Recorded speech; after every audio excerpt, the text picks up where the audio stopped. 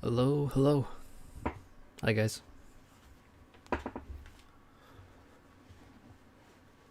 How's it going?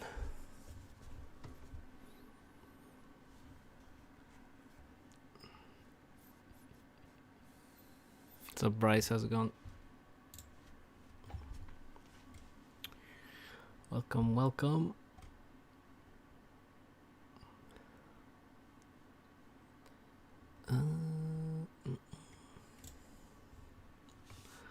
Hello, Noob Dragoon.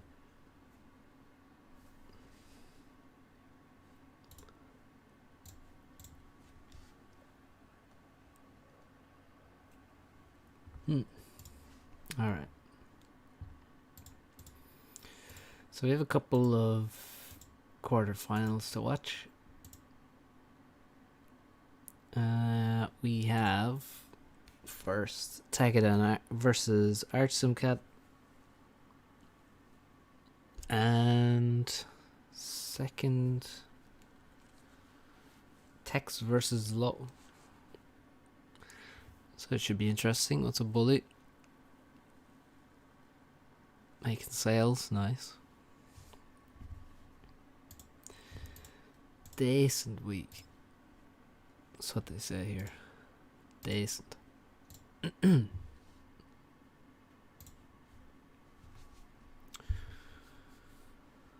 Alright, let's not waste any time.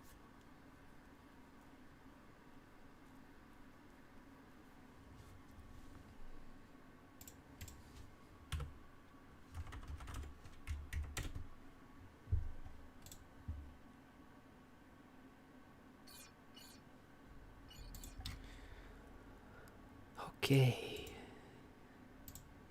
Golbez, how are you doing? So we saw this map already. We saw this yesterday. It might have been the last game yesterday between Torin and Paralon. So let's see how these guys handle it, cause tough map to play. Very tough map. However, I feel like both of them would enjoy this kind of map though. Let me take a look at the forum post. Okay, not that.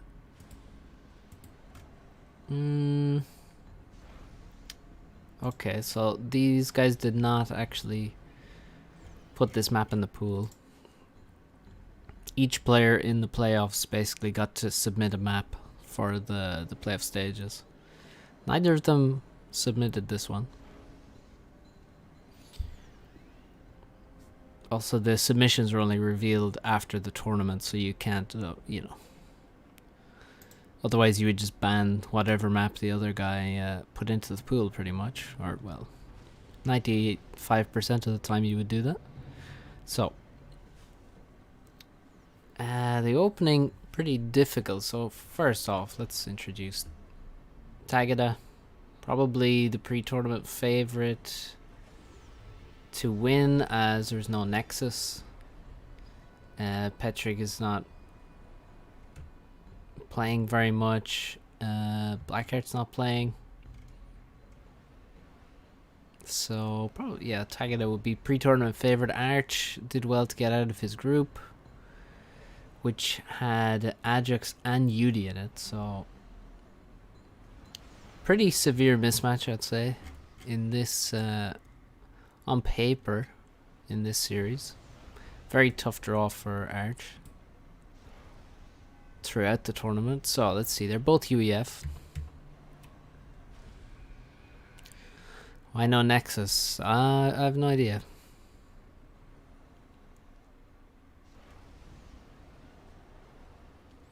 So, full greed here.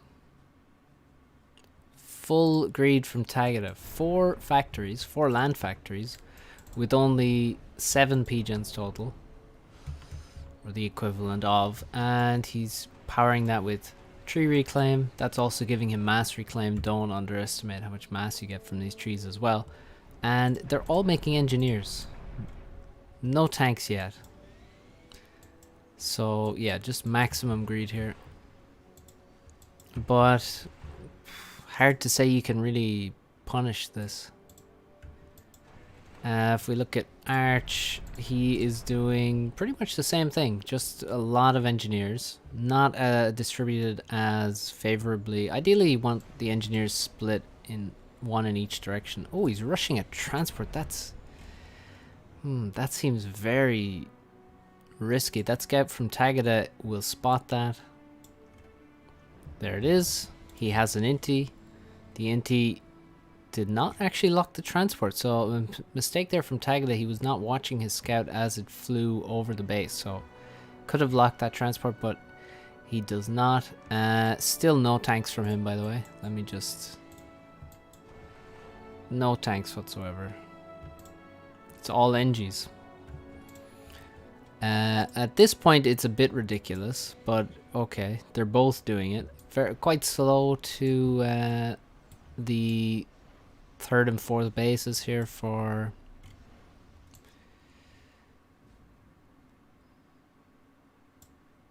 Arch, and once you stop getting the trees, or just get a few less trees than you were getting before, suddenly you might end up in a massive power stall. So really need to ramp up some serious energy production right now. And maybe someone will make a tank. There we go. 2 tanks from Arch in his base. That's cool.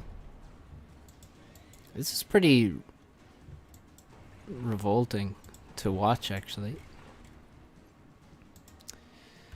But there you go. They'll eventually leave their bases, I swear. Bomber from Tagada. He does not know that a drop has been dispatched to this island. Although if you look at the... no, okay. Never mind. No transport from Tagada, which is a bit strange. Considering the situation, the spread out nature of the map, the fact that you do have plateaus that you need to land on, and the fact that he has some air.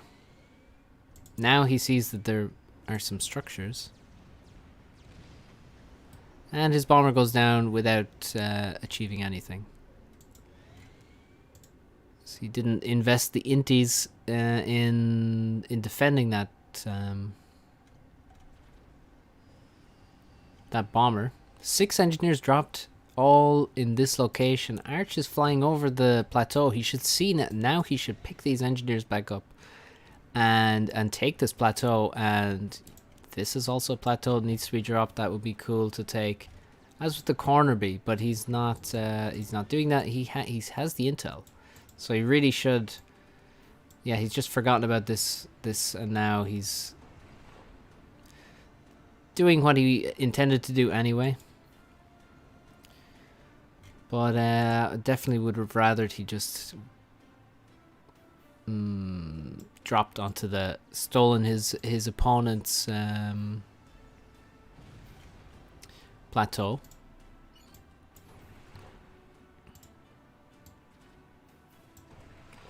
$42 tanks for Tagada now to 23. Tagada has Tech 2 land. He's just made it quite quickly. Also Tech 2 land for Arch, but one thing I'm noticing, well, not many engineers around. He needs probably to bring a lot of these guys back to the T2 land HQ, get his pigeons going, and then just go Tech 3 land, I think, is the way to play this. Just go Tech 3 land, get Titans out, secure what you can on the outskirts of the map. For example, I'd be attack moving into this reclaim. And rather than the trees and yeah, just rush Tech 3. But at this point, Tagada already has a significant advantage in mass. He's 6,000 mass ahead. He's making his P-gens. Transport on the move as well. Wonder where that's headed. Forward. There are so many mexes to grab on this map that it's just... it takes a long time to grab them all. You will have Tech 3 land before you can fully expand, so that's...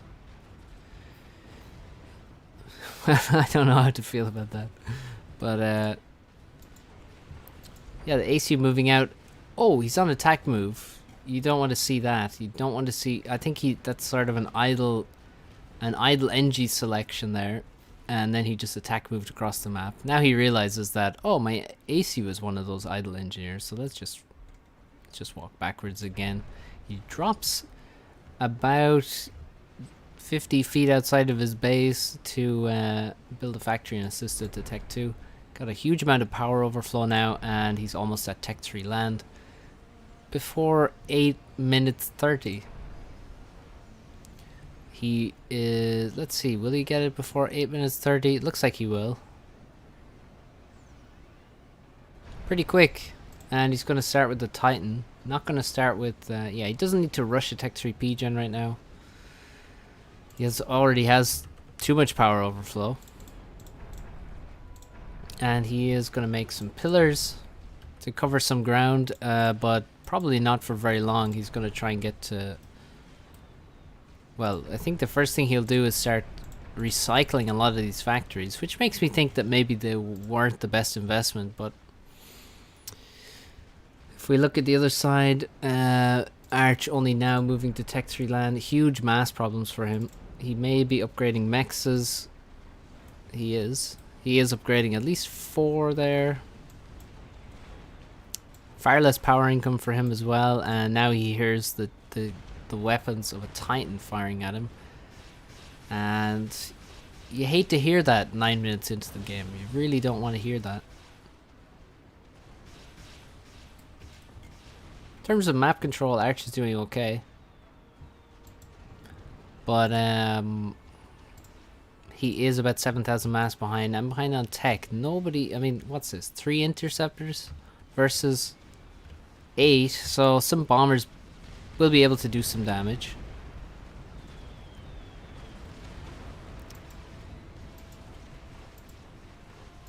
But no answer to Titans at the moment. And the Titans will keep being built for a while now. And only once there's like a certain number of Tech 3 units from the enemy is it really worth making Perseus. At this point, Titans give you everything you need. They're way faster. Fantastic units against Tech 1, really good against Tech 2 as well. It's only once there's enemy Perseus that you really have to invest in your own Percivals. Unless you want to get some nasty drop into your opponent's base, then maybe you invest in some Perseus for that. For example, he does have Tech 2 air, so 3 Perseus and a Tech 2 transport into the back of the base could be great, but it's very difficult to actually do that considering the positions that Arch has. Hard to find a gap in the radars and the intel basically. But as it is now, Arch catching up on Eco. He has more of the map. As we went to tag it as POV, you can see he doesn't have either of these corners, and he's now struggling for mass. He hasn't upgraded a single mass extractor yet. To completion, he has several started. It's a huge mass stall. This seems to be a common thread on this map. I don't understand why he has even made this many Tech 1 factories, nor why he makes an extra factory to upgrade it. That doesn't really make much sense to me. Now we can see him recycling factories. He can probably recycle most of these factories as well. Don't really see what they give him. They're all idle anyway, so might as well recycle them and get some more Titans out. At this point he has 11 Titans. Arch is at Tech 3 and he decides to make Titans as well. Doesn't feel like he can go straight to Perseus. He needs some speed to catch his opponents. Titans, speaking of catching a Titan, he's just caught one with his vanilla unupgraded ACU. But he is going to lose this position to Titans eventually once they chew through the factory health. And then, like, there's no way he defends this position. He hasn't gotten any of these rocks, by the way, which would help him greatly. But he's going to lose this position surely. and these mexes. And once he's lost all of that map control, it might be a bit messy for him.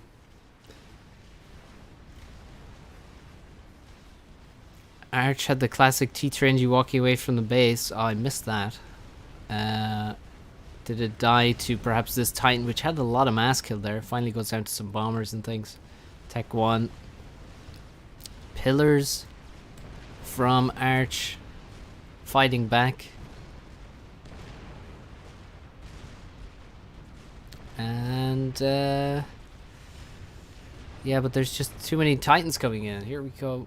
There's 2, 4, 6, just pouring across the map down to the south. Arch made a little bit of a drop here, got a PD, took over this position. That's up 36. No, not quite. Don't think we'll be doing any of those kind of casts.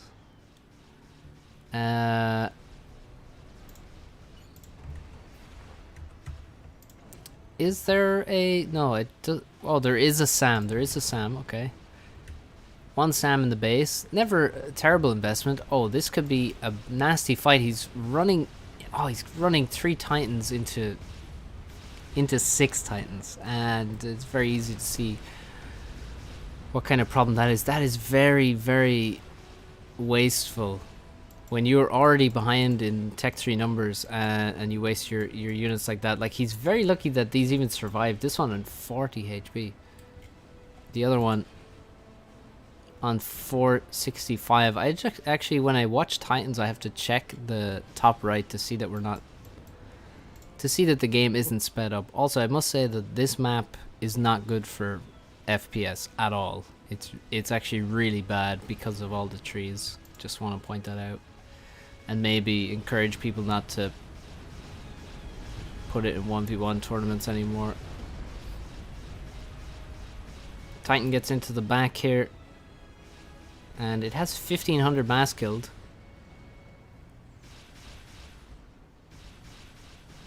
And he's going to shoot some energy storage. He might be too close to this one. He might take some serious damage here. Ah, no, he's just out of range. 2000 mass killed now, but he's stationary, so he will go down to bombers and Titans, but I mean, that's a lot of damage. I think a Titan is 480 mass or 460 mass. Let me see. 480, and he did over 2000 damage. Pretty good. And now we see the switch to Percy's from Tagada. And that is a nice switch to Percy's. Look at that, 11 Percy's now. And that means that Arch's, most of Arch's units are really not equipped to deal with Percy's. Obviously Titan's not, they have far less range and are killed very quickly. Pillars also. With a mix of Percy's and Titans, the Pillars really stand literally no chance. And Tagada just has a far superior army, despite most of the metrics of the top side being even, except for kill ratio. You can see that this all comes from the faster Tech 3 timing. He just spent less time making inferior units. And also had a stronger opening just in terms of resource collection. In general, he had the mass advantage, which allowed him to get to Tech 3 quicker and have a solid opening. And then from then on, it's simply just the fact that he has been making superior units for longer. Nice overcharge there from Arch, and he's getting potentially these are the kind of fights that can get you back into a game now. I mean, if he can grab this reclaim quickly and turn it quickly into Percival's, he may be able to, well, he should be able to defend himself in the lower right portion of his base, where a lot of Tech 3 units are moving in and being airlifted in. So another Percy goes down for Tagada, and he escapes with some units, a couple of pillars. notably also vetted, and a Titan which has 1700 mass killed. Left hand side has been colonized by Tagada very well, and he's grabbing reclaim over there. But some raids will come in from pillars and Titans that have just pushed through after killing this army. I think he needs to be dropping on this reclaim. He needs to have engineers. There we go, that's a drop. And on the right hand side, although it may look from afar that the Arch is pushing into the Percies and the Percies are retreating, realistically there's nothing that can do damage to the Percies here. And this is just a massive army of Percivals that has nothing. There's nothing to stop it. Where are all the Percies for Arch? Oh my god, his army is non-existent. He has one Percival. He has one Percival and 2 Titans and 8 pillars. He has nothing. He has no army whatsoever, and I don't understand why. I mean, here we can see a lot of dead Tech 1, quite a bit of dead Tech 2, and like maybe 2 dead Percies. Well, there's also some dead Titans in there, I guess, but where are his units? Why does he have none? None at all. Look, let's survey Tagada's army. 17 Percivals. 17 versus what? 1? T3.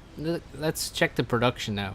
So we have so many pillars being made. This is a huge mistake. All of this Tech 2 production is production that is not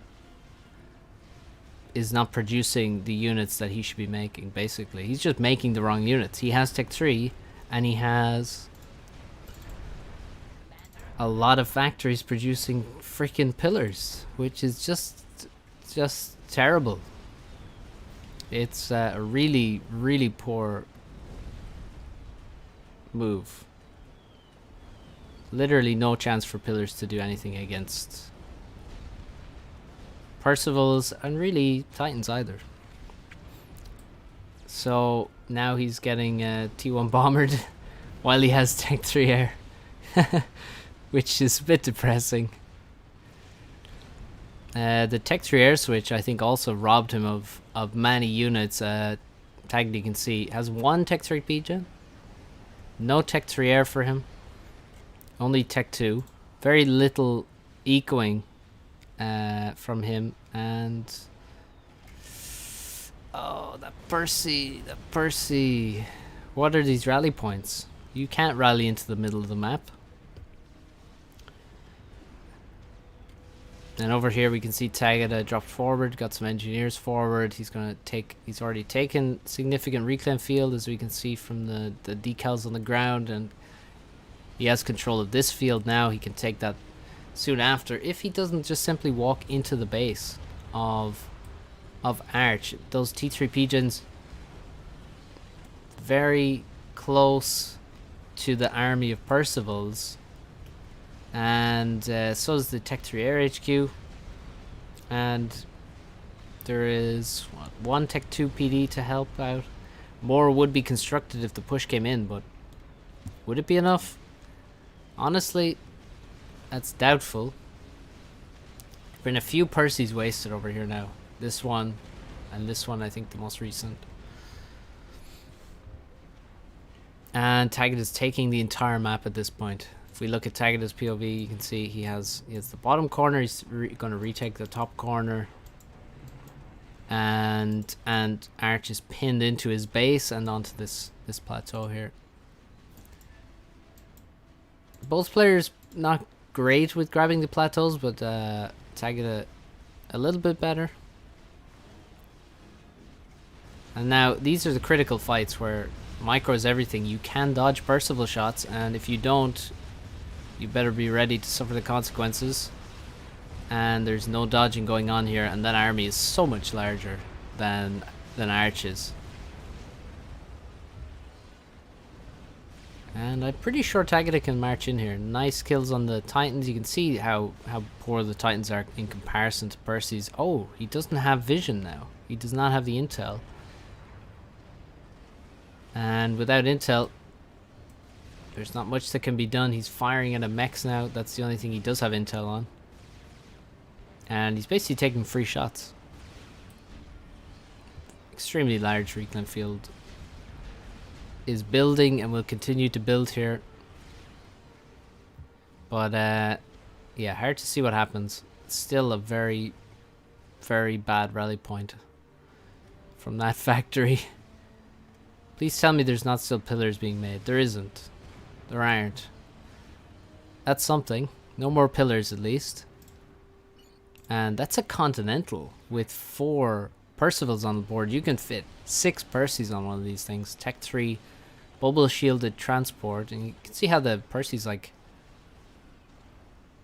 their legs just come up. It's pretty cool. Now, right as he moves it, a spy plane from Tagada crash lands nearby. Certainly spotted that, and the Air Force is actually locked on to the transport, which is a... yeah, he backs out of that one. There is a SAM here. He doesn't want to fight that.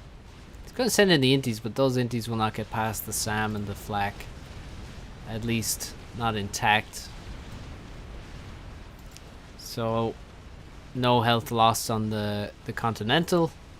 T3 army walks into this expansion. So Percy almost finished in that factory.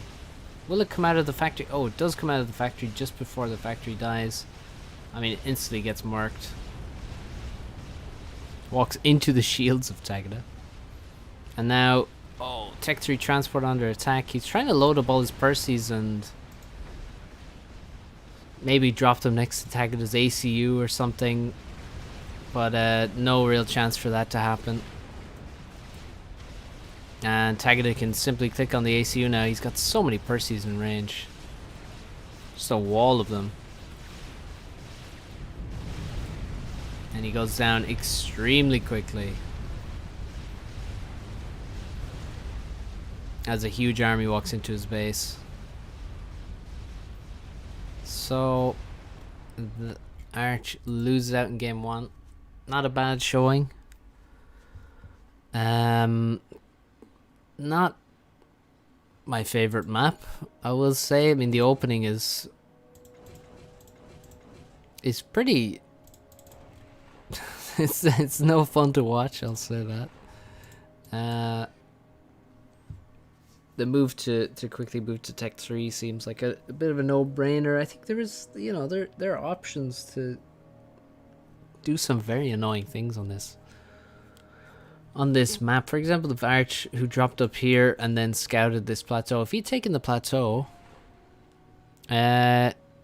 just picture this flavor of cancer. Tech 2 artillery on the plateau, for example, would be super annoying, and you could easily get Tech 2 up there. Well, I mean, there's no trees in Arch's base either. Not to say that Tagada didn't do a better job of it, but you know, I don't think that was really the reason Tagada won. Tagada just getting to Tech 3 land much faster is the main difference. I think on this map, it's just not a 1v1 map. There's way too many mexes. There's obviously way too many trees. I mean, it's I don't think that ridge would actually block it. Like if I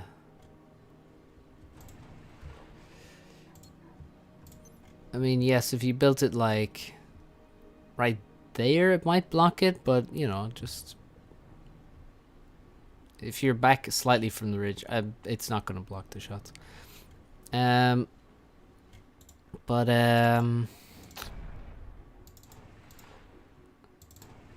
too many resources on this map, basically. Had to ban this first UD and couldn't ban all the 20x20s. Yeah. Yeah, this map. I mean, you know, 2v2 maybe, but 1v1 certainly not. Yeah, it's very strange the tech submitted this map. I will agree with that. I will certainly agree with that. Okay, let's see. game number 2 in this best of 5 series. Is global warming a thing in the SubCom universe? Nah, I don't think so.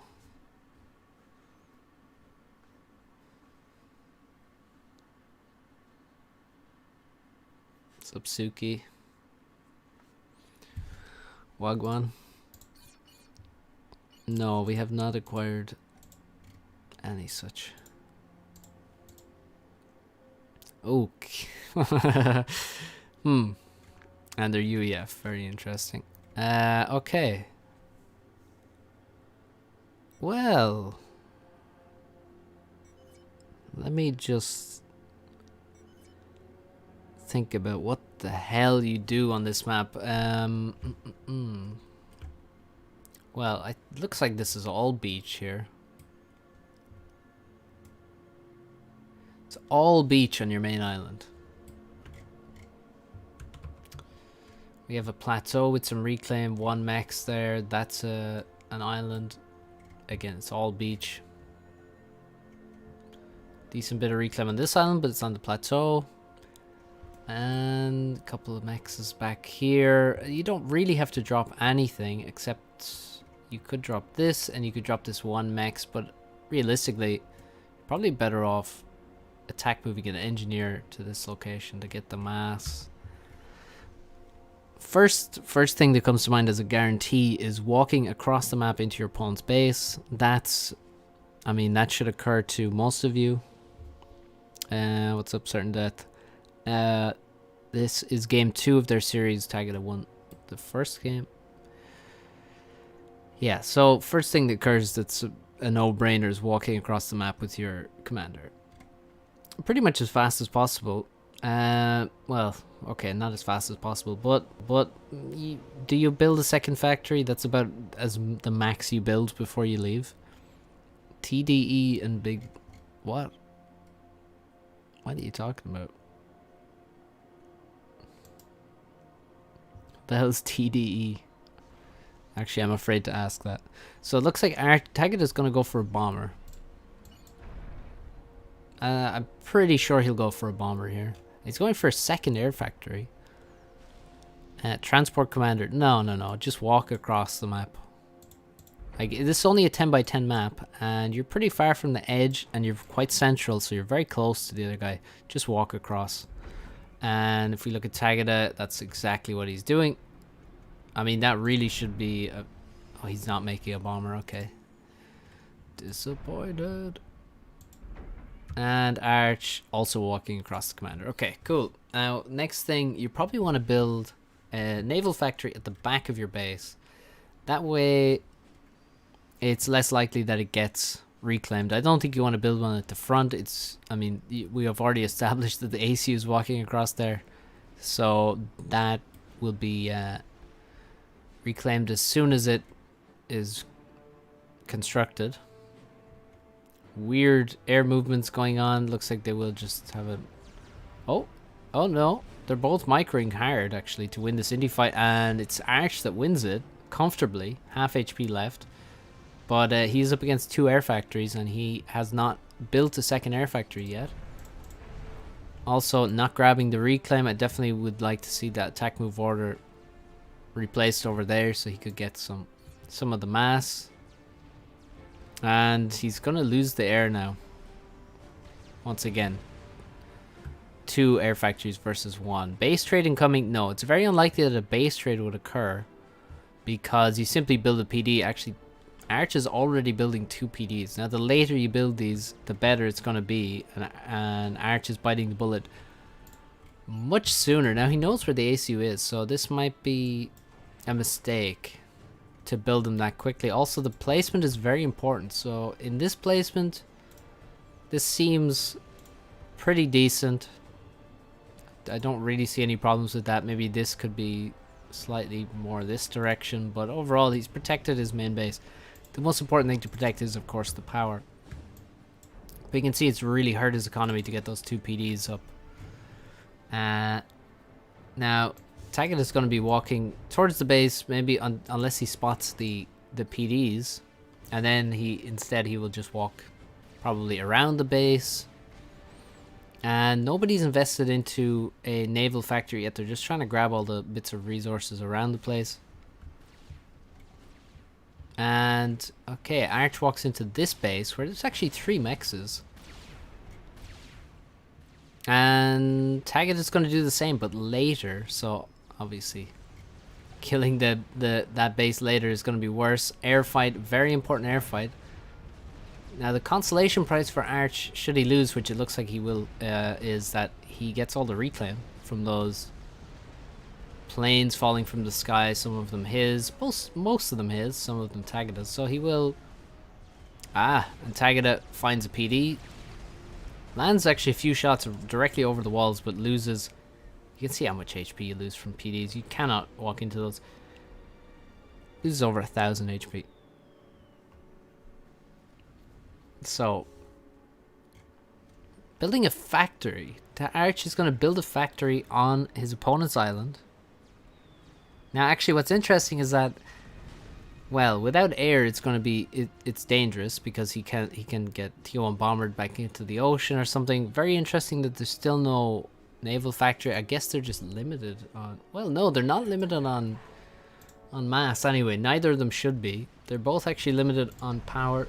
Both very focused on air, when it seems like Navy is a bit of a no-brainer. Like, I don't get it why, like, these are killable, this is killable, the ACU is attackable by submarines. This should be building artillery right now. And he has an angle here. Like, if you look at what this defends, he can stand here and shoot the hydrocarbon, he can shoot the air factory. He's sort of walking in at the wrong angle here, in my opinion.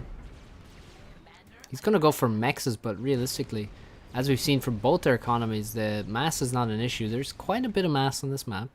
And actually, they both are simply just reacting to what the other is doing and then basically copying each other. Bad turn from both of them there. But Taggart is going to win air. But these air fights seem utterly meaningless, to be honest. They've just continuously been having air fights. And realistically, the result of... essentially none of them has really mattered. But Taggart, with a better setup, he built 2 factories before continuing to walk around. Arch is going to build extra factories with these engineers he constructed. But he needs to come back, and the artillery and the ACU need to be together. Here comes a bomber. Oh, he's going to lose all these artillery. Because they're idle. Just because they're idle. He loses 4 artillery in 1 bomb. Meanwhile, artillery's killed a PD in Arch's base, and now his hydrocarbon will go down next. Artillery's firing back at each other, but the ACU's there to support and defend the artillery. And Taggart is just making way more progress, using his units better, and another PD goes up and another PD will go down shortly.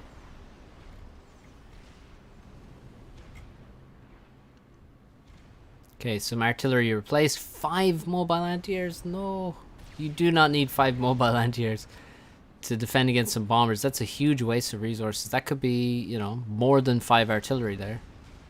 I don't hate building 2 as Taggart has done, because 2 will take down a bomber after 1 pass, but 5 is like defending versus some kind of Tech 1 snipe or something. But the progress has been halted for Taggart. But look at the investment. 5 T1 PDs now. Some of them have been replaced. He needs to replace that hydrocarbon. Don't reclaim it, please. Needs to get that going. Why not build 1 naval factory? They both have had the resources to build a naval factory. But yeah, they haven't done it, and now it's sort of a bit late. The anti-air's providing literally nothing to this battle. He needs to walk into these tanks, chase them down, get as many kills as he can. He's almost on a veterancy, which will help. What would be amazing would be a quick gun upgrade. There's possibility for that, but actually mass is now the issue. which maybe is not that surprising considering how much he's had to build in his own base. Look at this 24 artillery. Is that too much? It seems like too much. You can see what Tagada is making. He's not just making artillery, he's making tanks. He's making tanks to defend his base. Artillery only to defend the base. Maybe not the best.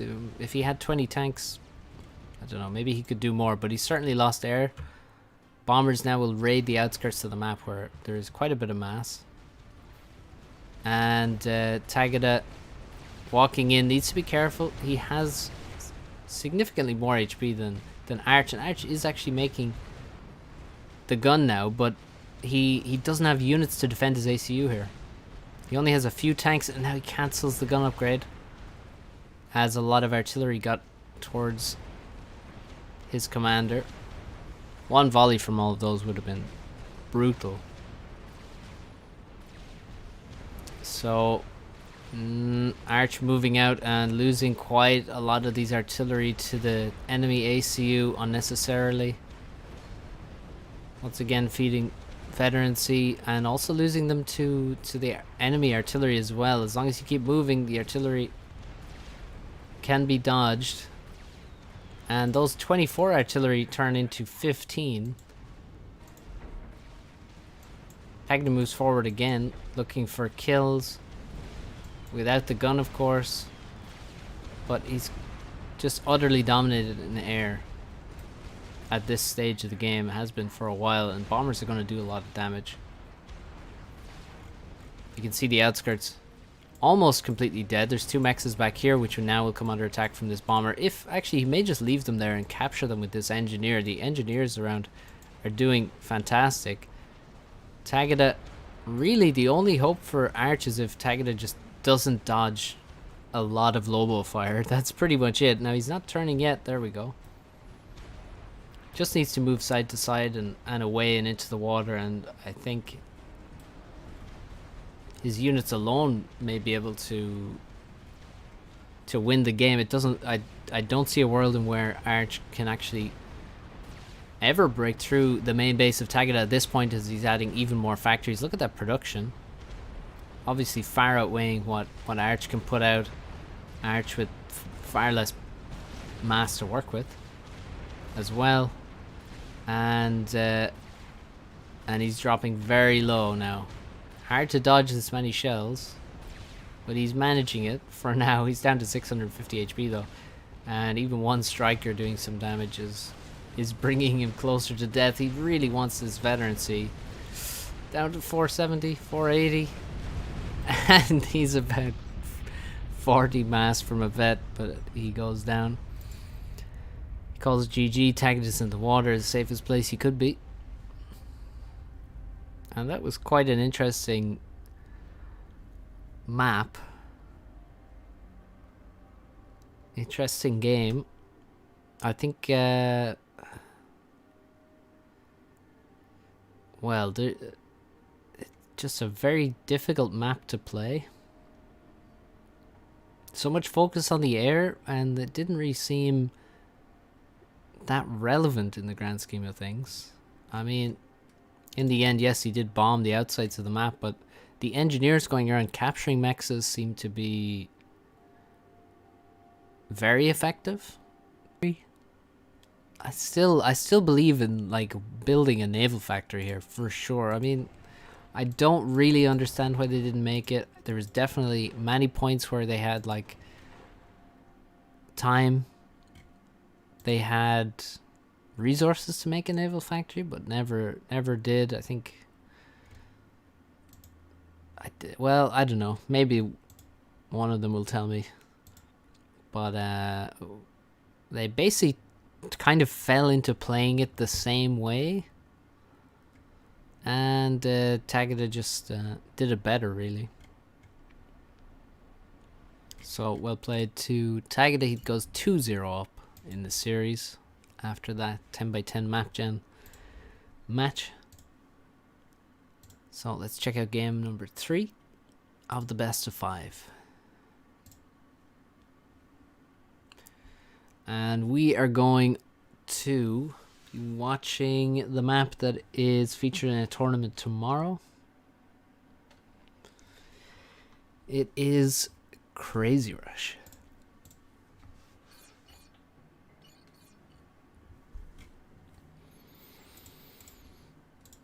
So,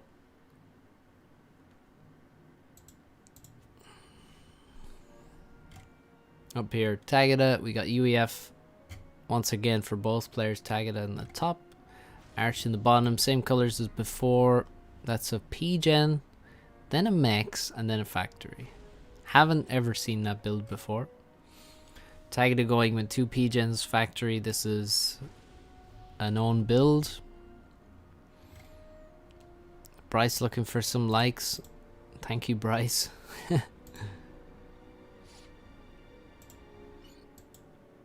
Do click the button if you're enjoying. So, I've never seen this build before. So it could be interesting.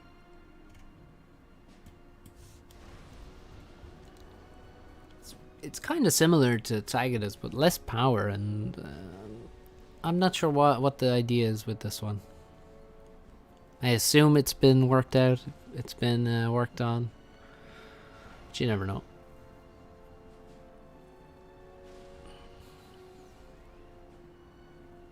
So, Tagada planning for second air. Bomber's extremely powerful on this map. Everything is going to be bunched up. Most importantly, engineers, but also, of course, power to some degree. Mexes, inevitably, given the map. And now he'll just be... both players will just try and focus their build power into the power. You can see already that Arch actually has more NGs in his base. 1 extra NG. He's maybe half an NG ahead, actually. And there's a scout moving across from Tagada just to make sure that nothing strange is happening. The scout comes later for Arch. And that's fair enough, because, I mean, really, is Tagada going to do something ridiculous against Arch and Crazy Rush? No, he's not. Arch actually pulling multiple engineers away from the power towards his mexes, which is questionable. I don't think, and actually an engineer is idle there for a moment. Like, I'm not sure about this. Also, if you don't build them close together, then they the NGs are going to spend a lot of time walking. So I don't think it's really that good to have taken those. He's actually got more mass than he needs right now. He's not got enough power, in fact. Tagada has 5 NGs building power. Arch has 4. And Tagada, very nicely balanced. He does have 1 engineer helping his ACU. And still no second still no second factory. Tank is going to come out and bang that scout out of the map. 2020 Crazy Rush.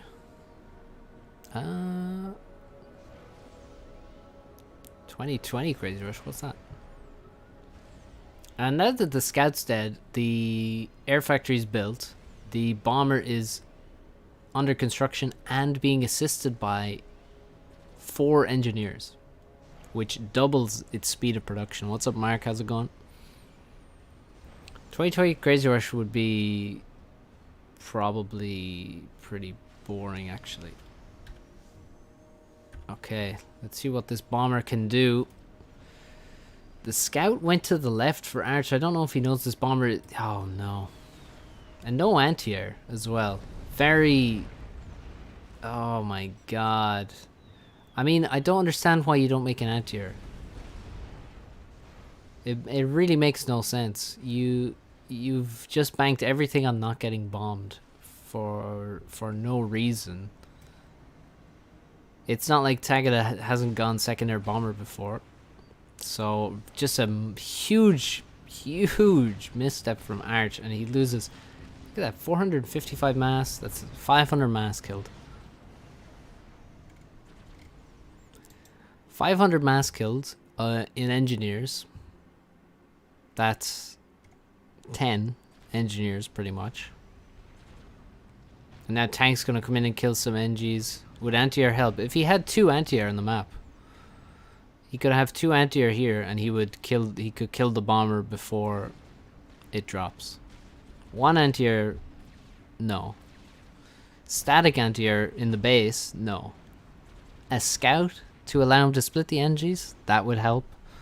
Anti-air to kill the bomber before it lands would also help. You have to have something. But he's just sitting there like just a lame duck, just waiting to get bombed or not get bombed, and either you're in the game or you're out of the game then. It's got nothing to do with you. Bomber can run around. Well, sure. But at least make your opponent do something. I mean, if the bomber runs around and still kills everything, you know, that's better than you simply capitulating. No, not radar and inti. No. Don't think that's the way. But right now we can, if we look at the bases, let's just count factories. 14. Yeah, I mean, oh, it's not. Yeah, it's big GG, dude. It's major GG. Also, his air factory didn't produce air units first. It actually built. He built NGs out of this air factory initially. Just want to point that out as well.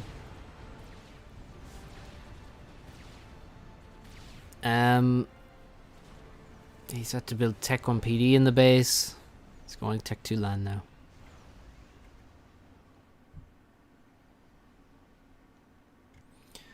I mean, the main point is you can't just sit there with all of your build power in range of 1 bomber and then not have a scouts, not have any way to kill the bomber. Like,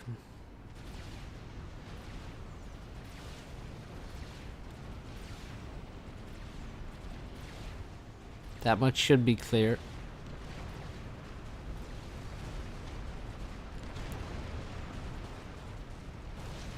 Static A in the base takes out the bomber there. Just tanks just running in and killing engineers in the core base now. Bombers need not apply. And Tech 2 land just finishes. Look at the lines of factories here.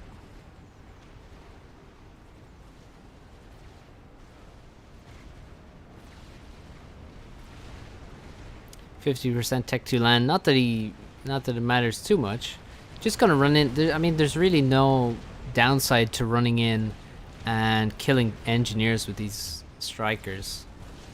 There's very little downside to leaving Tech 1 Rex in your opponent's base. If anything, it'll slow down the production of more factories because the engineers are gonna bump around and start reclaiming stuff to build in the places you want them to build. So, bit of a boon in a way, but yeah, the less engineers Arch has, the better it is for Tagada. Tech 2 NG comes out. Tech 2 PD wouldn't go astray. Oh, he just lost an NG there to a stray artillery shell. Tech 2 PD definitely would be nice here, but he's going to aim for some P-gens, some Sparkies might be the way here. Certainly be more durable. Tech 2 P-gen is started earlier and it's gonna be built a lot sooner than Arches, despite Tagada being later to Tech 2.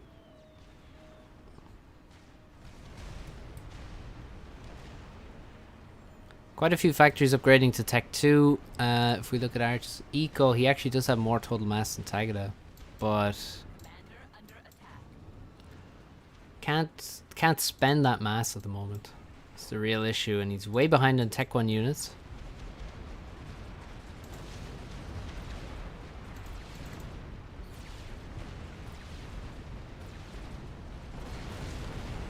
But the Arch is able to defend here. He has tanks behind factories plus his ACU, so the Tech 1 at this point, not very scary on the left side, but he has to constantly keep moving around his base because Arch will just, or Tagada will just move to a different position. This actually looks like a pretty even fight here. Ultimately, won't matter too much. Tagada surrounding Arch somewhat and finding the back base where there's a Tech 2 PGen. There's no defenses. He never made that Tech 2 PD in his base. He could have screened a lot of this. Like, these tanks should not have been able to run back here. There's a Tech 2 PD just here, or well, really 2 or 3 of them, then you can't run around there. It's not possible. But now just Tagada just runs all over this. The HQ actually goes down, and Arch is getting completely run over at this point. The Tech 2 factories will produce a single Tech 2 unit, and then they will switch off unless some strikers are queued up in there. And the waves are not going to finish. Now that Tech 2 is finished, will he make... Well, he should be making, I guess, some Tech 2 support factories. Yeah, there they are for Tagada, and he's going Tech 3 land. He's got multiple Tech 2 PGens. And he's making Tech 2 air. And you know what Tech 2 air means for UEF? It's just like all of these bombers in one, basically. It's going to be Janus, if the game even lasts that long. First, it will be the Tech 1 bombers, the Scorchers, as they're aptly named, bombing the Tech 1 mexes. Maybe a quarter of them go down there, or a third. And now, very soon, almost every mex will be dead. Still, what, 1 anti-air? There may be more, but I only see 1 at the moment. Most of the mexes in the base are dead.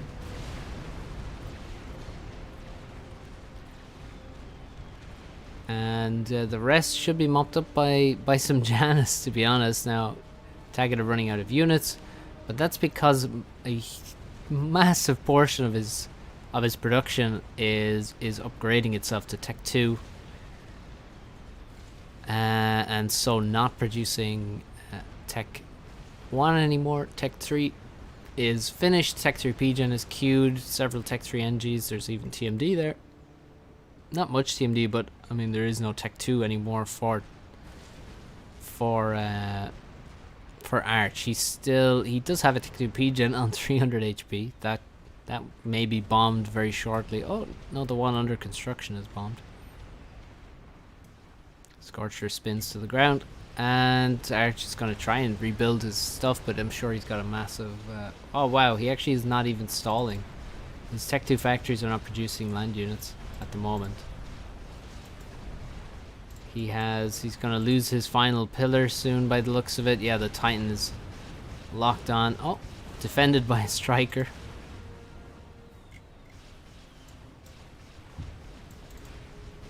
Some labs mixed in for probably just by accident. Now Tech 2 artillery base from Tagada. No mercy. He could be more aggressive with that. He could get that further forward. He's really struggling to make this Tech 3 PGen. Really, it did not make enough Tech 2 at all. Needed to make, I don't know, ditch style, like 6 to 8 Tech 2 PGens probably. Maybe some energy storage would certainly help. But he can be more aggressive with the artillery. I don't think he needs to build it that far back. He can build it, you know, all the way in the center of the map where he can just shoot at everything. Might as well, while you have the chance.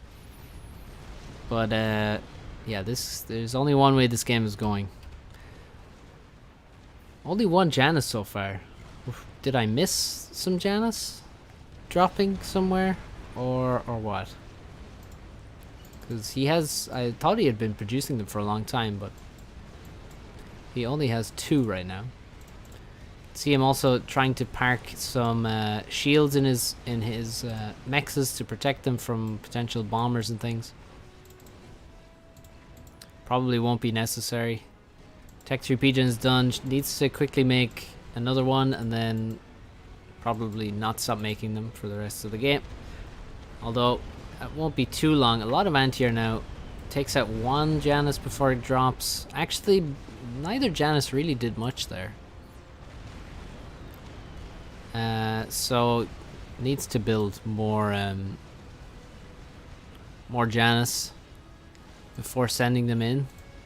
If he had 5 or 6 there, could probably wipe out the entire grid. Alright, the Janus faster now? No. I had the game sped up slightly. But actually, there is a Tech 2 HQ somewhere. Oh, it's all the way over here. Again, on the outskirts of the map. That's or outskirts of his base. Pretty vulnerable location. Tagada's army. 59 pillars. I mean, this is just a tech move into the base sort of scenario. A couple of Percys mixed in. And not to be done for Arch.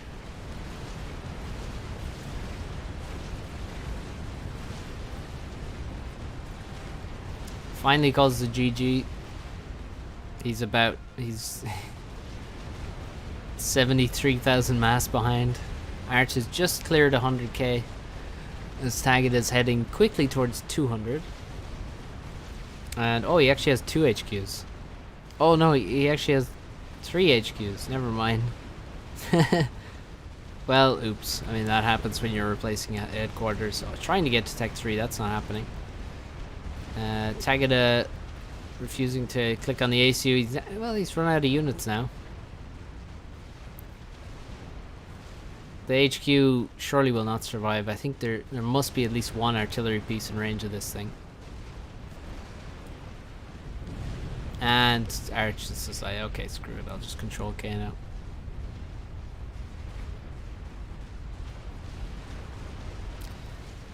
I mean, he's holding on, sure, but realistically, it's Tagada is setting up for. Tagada wasn't trying to end the game as fast as possible. He was basically trying to. He was playing normally, as though it was a relatively even game, and setting up for a longer term. So, like you see at this point now, he has 14 Percys. Like, he's just going to start pumping out higher tech units. 9 Tech 3 support factories. Fatty started. No mechs upgrades. But he does have 4 bases started in terms of mexes and 600 over 600 income. Would it be good to play some T1 pigeons where mexes will be in future? To get cheaper upgrade? No. No, it wouldn't. Because you'd much rather have the mechs adjacency. Like if you upgrade this, it's gonna get 4 mechs adjacency. The Tech 1 pigeon adjacency is irrelevant in comparison to that. Definitely don't want to do that. The only thing you want to build in the way of the grid before the grid expands is a static shield. So in this case, Tagada is going to use mobile shields instead because it's sort of easier and doesn't require planning ahead. But yeah, getting a static shield and then expanding the grid around the static shield is about the only thing you want to build in the way of your mexes. So Tagada wins 3-0. Pretty crushing victory here. I mean, you can't allow yourself to just, there's win conditions and then there's lose conditions, which are probably more important, to be honest. And Arch just left himself wide open to just lose the game to 1 unit early on, which is pretty disappointing, but sure. Hopefully learn from that.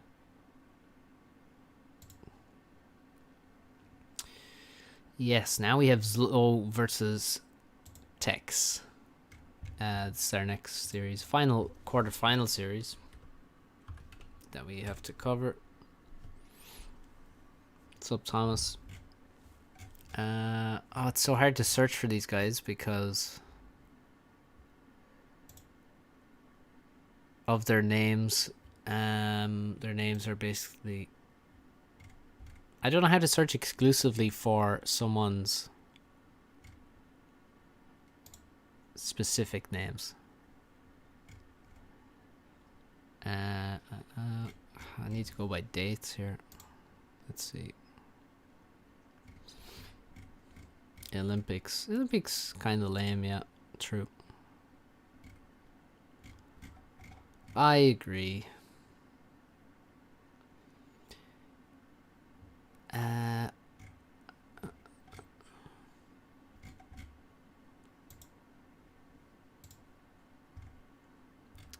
me see what. Oh, okay. I have the wrong week. We should be on the what? 24th of July.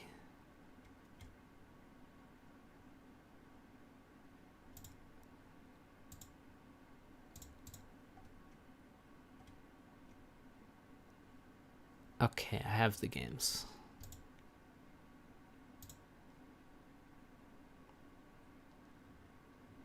Excited about rock climbing Olympics. Cool. Yeah, that's kind of cool that they have rock climbing in there.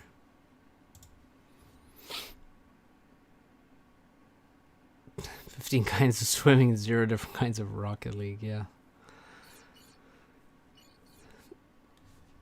Please, no esports in the Olympics.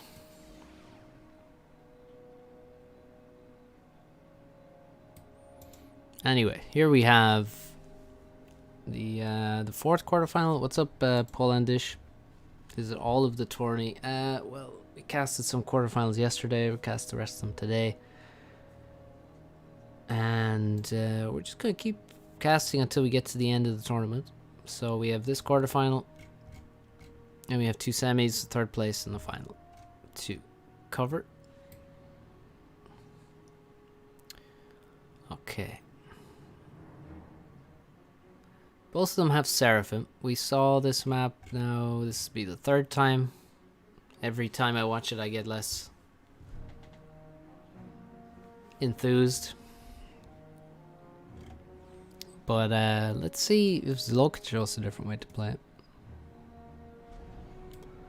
I believe he can. Tagadan Arch was quite uninteresting for the first 10 minutes. Just both players building engineers. Looks like Tex will build a lot of NGs as well from these land factories. And Zlo's going second air with quite a few P-gens, which is... Oh, he's changed his mind. So he retracted 1 P-gen there. He had 4 queued up. Okay, he's totally changed his plan. He's gonna go for... Well, not totally. He's just deciding to add in another factory. Probably thinking, yeah, more NGs would be nice here, considering the density of trees here. So he's gonna make lots of NGs, and then he's gonna go 3rd air. If we look at Tex, he's going 4th.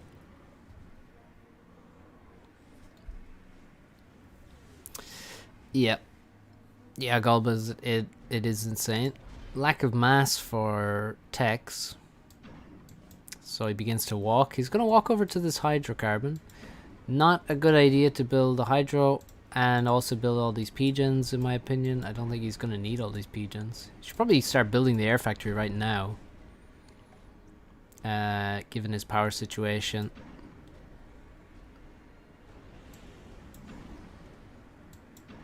Ah, sharks. You can swim with sharks.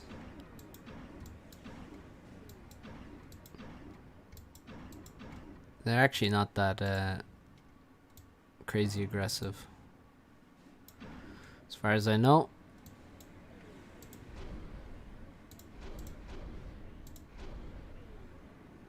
Third land factory, 4th one. And Zlo has got a scout, inti, scout. Just making intis and scouts. And it's expanding pretty quickly. So the rest of his base, no units whatsoever. Neither of them have labs, but they do have the hybrid Scout Lab Celine.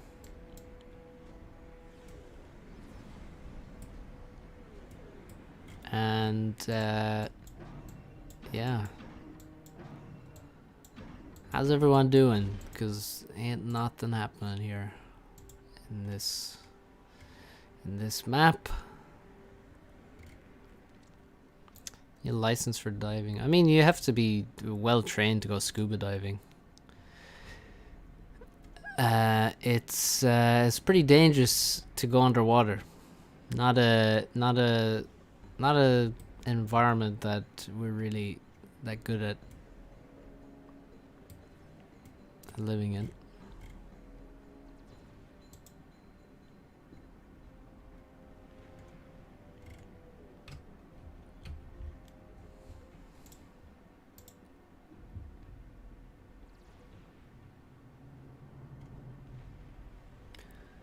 Slow with the better opening here. More mass. Finally some tanks coming out from both of them. Feel like this map is so passive that you could make a proxy. And we saw Arch kind of think about making a proxy here, but he didn't really commit to it. He dropped the plateau first. If you want to go for it, I think you just go forward, try and get a proxy here and expand all around behind here and stuff, but I don't know, this way of playing is just breaks my heart. Really, it's just a problem of the map. So it's ultimately Tex's fault because he put it into the pool for the playoffs and forced me to watch it 3 times now. So if you could all just go send Tex hate mail, then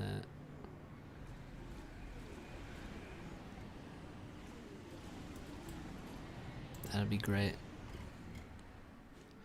Just kidding. He already gets enough hate mail probably for being a FAF mod. 36 tanks for Tex.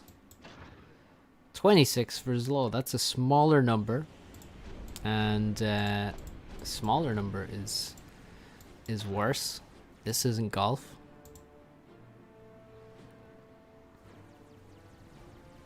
Transport fully laden. Well, almost fully laden. Shot down. In Zlo's base. Different transport. Drops successfully onto this plateau. And he's also over here in the corner now. Will he survive here for long? Well, against 5 tanks, it's possible that he can. Just needs to send the tanks out to the right hand side. And he may actually be able to keep this factory alive, but surely more reinforcements will be sent to deal with that. The tank comes out the wrong way.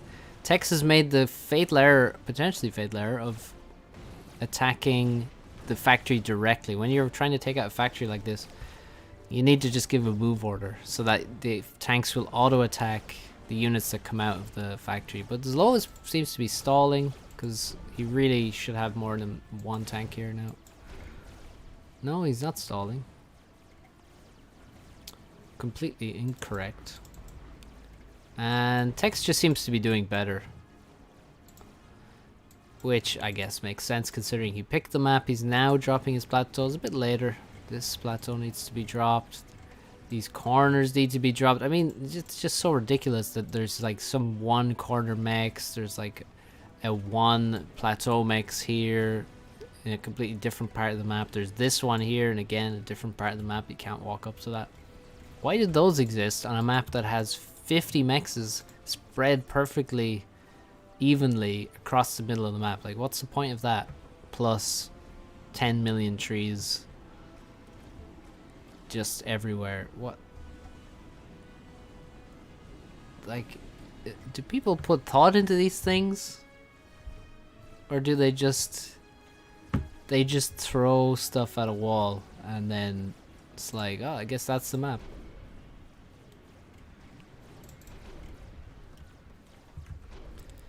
T2 air for Zlo. And quite a lot more Tech 1 factories of air and land planned.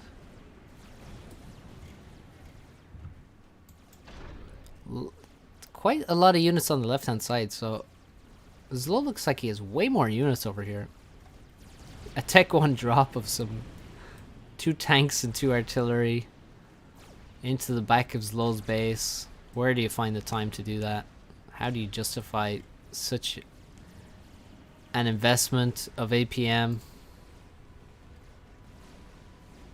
Tech 3 land, 44% complete. Tech 2 Pigeon complete. Another one on the way. PD being constructed there to protect against potential drops. And also a shield. And TMD. No, that's a flak, in fact. Or is that Tech 1?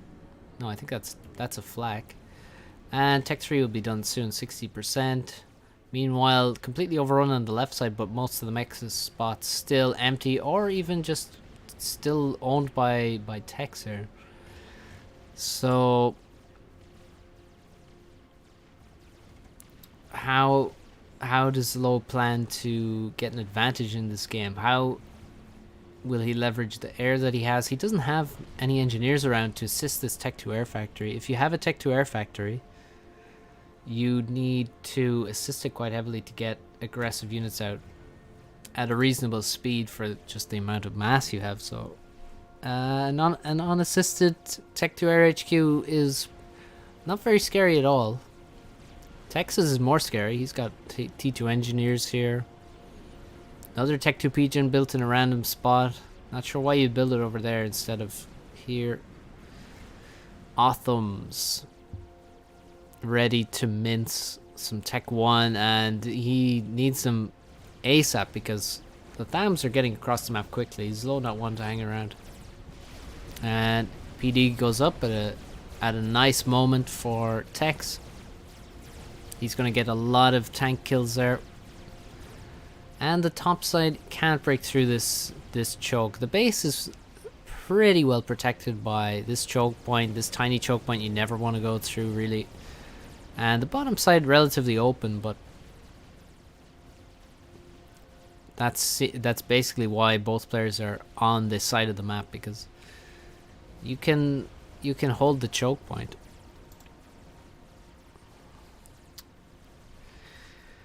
Difficult to meet the needs of balance sometimes. What's balance got to do with it? I don't know what balance has to do with the design of this map. No Tech 2 land from Zlo. A little bit of eco, but not much. A few T2 mexes here and there. Tech certainly ahead on Tech 2 mexes. Huge mass stall. This is characteristic of this map, it seems. Although there's a lot of mex points, people have difficulty holding on to them.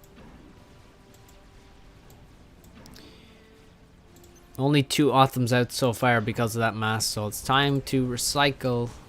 Get rid of some of the factories. He's gotten rid of some of them, but he's still making... Well, he's upgrading a lot of factories to Tech 2 there, or at least 4. And he's moving to Tech 3 Air. And he's added 2 more Pigeons at the back of the base, where they're quite vulnerable to drops on, like, say, these 2. You can fit 2 more at least under the shield for sure. And yeah, Tech's getting pinched into his base now, losing control of different points of the map. Most notably this area. I mean, this he lost a while ago. This is also gone now, and Zlo perhaps... Yeah, look at that. He looks healthy. Looks like a healthy map control. Of course, down on Tech, and also on power income, in terms of higher Tech power income. Let's have a lot of Tech 1 though, but no Tech 2 land even, let alone Tech 3. So will that be a cause for concern? I mean, he seems to just be winning map control. And oh god, Tex does not look like he's ready for that air fight. Actually, Zlo goes completely idle and will still win the air fight, I'm pretty sure. Yeah, there's Inti's walk back up again. Nice. A couple Othams start moving out. Zlo So far ahead on air. He did lose his... He had a Notha in that area. That is gone now. He has a single Notha. And I'm not sure what it's going to be used for. He does have a lot of mass. I feel like Tech 3 Air is what is possible for Zlo. But actually, he's just going for mass Nothas.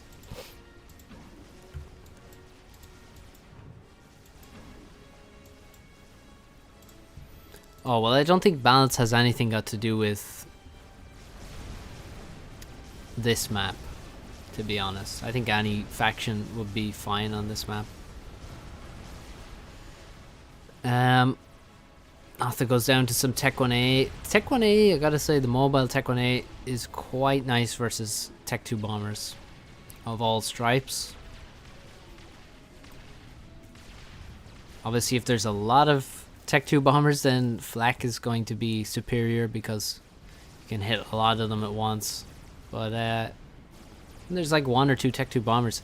Tech 1 mobile anti-air is very nice. Tech's continuing to eco in a more safe way by adding mass storages around core mexes rather than say upgrading these ones, which I say, but he is actually upgrading one of those. He's gonna lose it to some Tech 1 stuff. Tam's just rolling into the base. And there's no answer.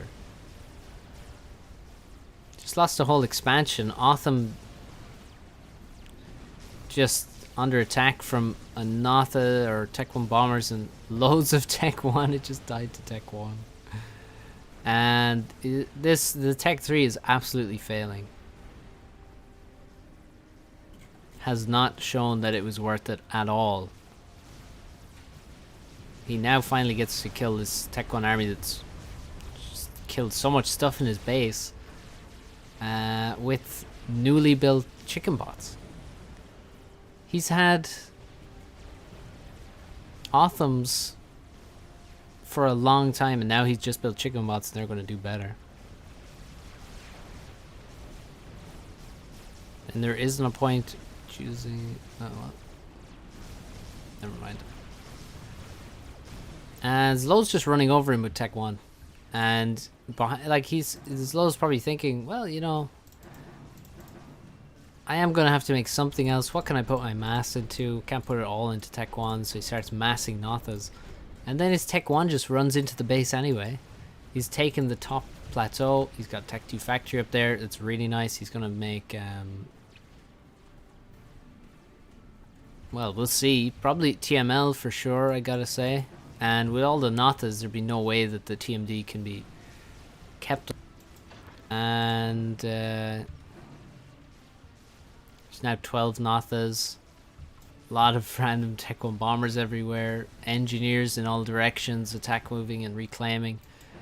And we've got closing in on 300 Tech 1 units on the map. Just taking total control.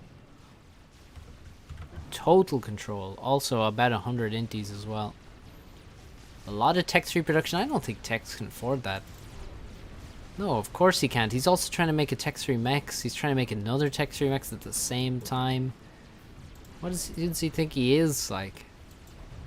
How are you gonna make 5 factories produce Tech 3 and go Tech 3 Air and make 2 Tech 3 mechs all at the same time?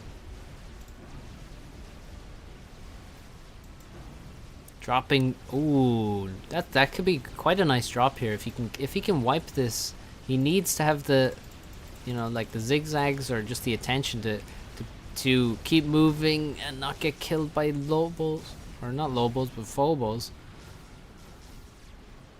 because he could have some very nasty Tech 2 stuff like TML, or even, God forbid, Tech 2 artillery outside of his base shooting in. A lot of inties dying for Techs. He's lost basically all of his inties. He does have a spy plane now. Will that get past the inties? It will. It will. It gets past the cloud and goes to scout the base. I don't really know. This is not really a scenario where scouting seems too relevant. Like like Tex is full survival mode here, and actually he's gonna lose that Autumn, almost, yeah, guaranteed. Just a wall of, there's a wall of factories stopping him from moving forward. He gets a lot of mass killed, but his job was to kill everything on that island, and he has certainly failed in that regard.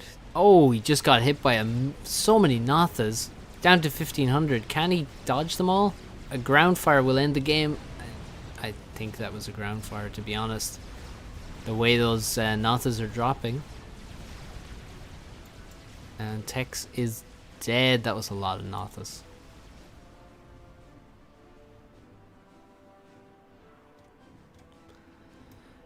Yeah, the Tech 3 totally failed for Tex. Now, there's a big difference between getting Titans and getting Autumns.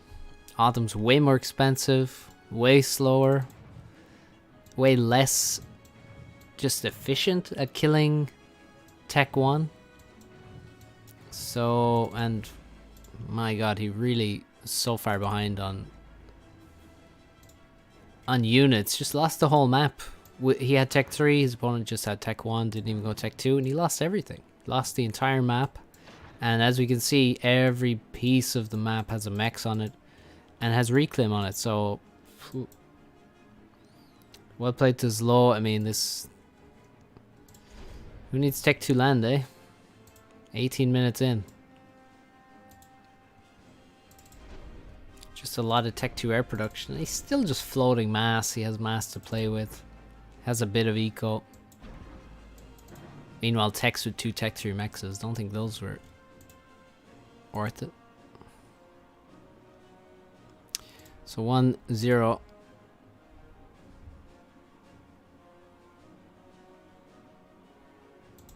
To Zlo.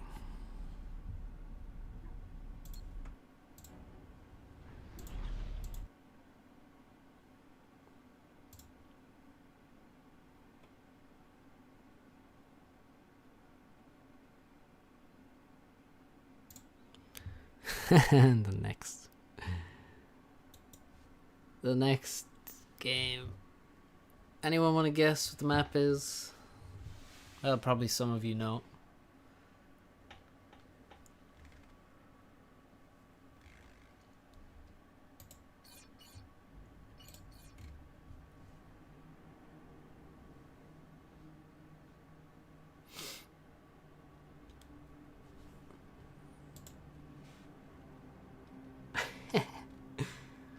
Ah, 36.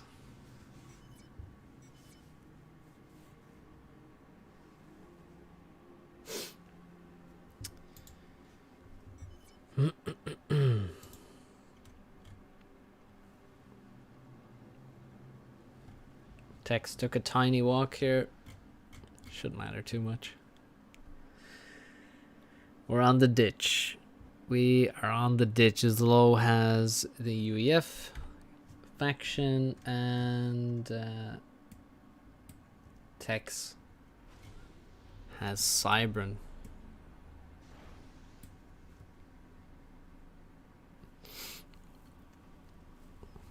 Yes, shipwrecks are worth less. Half as much as land wrecks. It's not fair.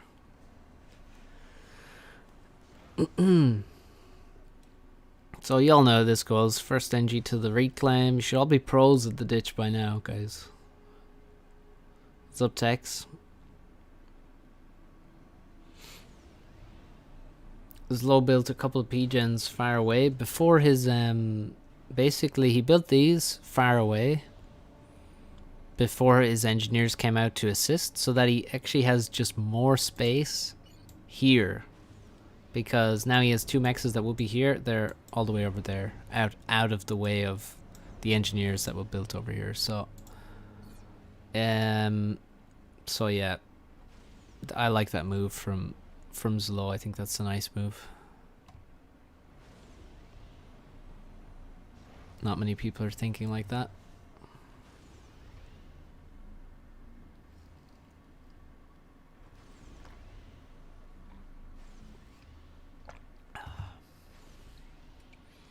So second air from Zlo, second land from Tex, and a whole lot of air factories. Looks like he's gonna go second and third land. Yep. Let's check out what Zlo's building. Scout and a transport. So this is sort of reminiscent of Paralon. So we'll see. I feel like he'll go for a drop across the map and a proxy. That's what I would expect.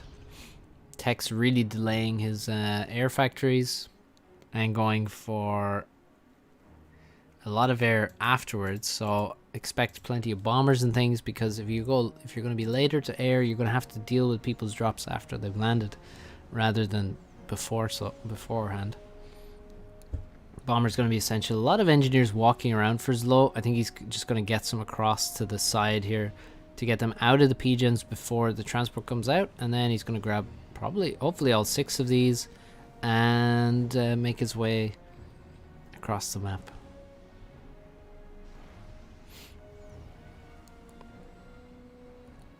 So Scout lands overhead from Zlo, and one of the things you should do is zoom in when your scout is directly overhead in these scenarios, because you want to be able to see what's actually under construction. So you can see here there's no transport, so that means either he left already or he's not making a transport, which is great. If he's not making one, that's great. If you see one under construction now, again, very nice to see. Yeah, there you go. Now he sees that there's a transport under construction. If he zoomed in at that point, which maybe not, but the fact that there's 3 land factories there may indicate that the air was slow for Tex.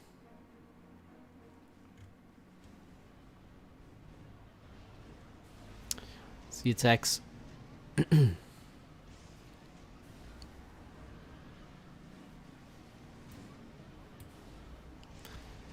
So nice use of the engineers over here.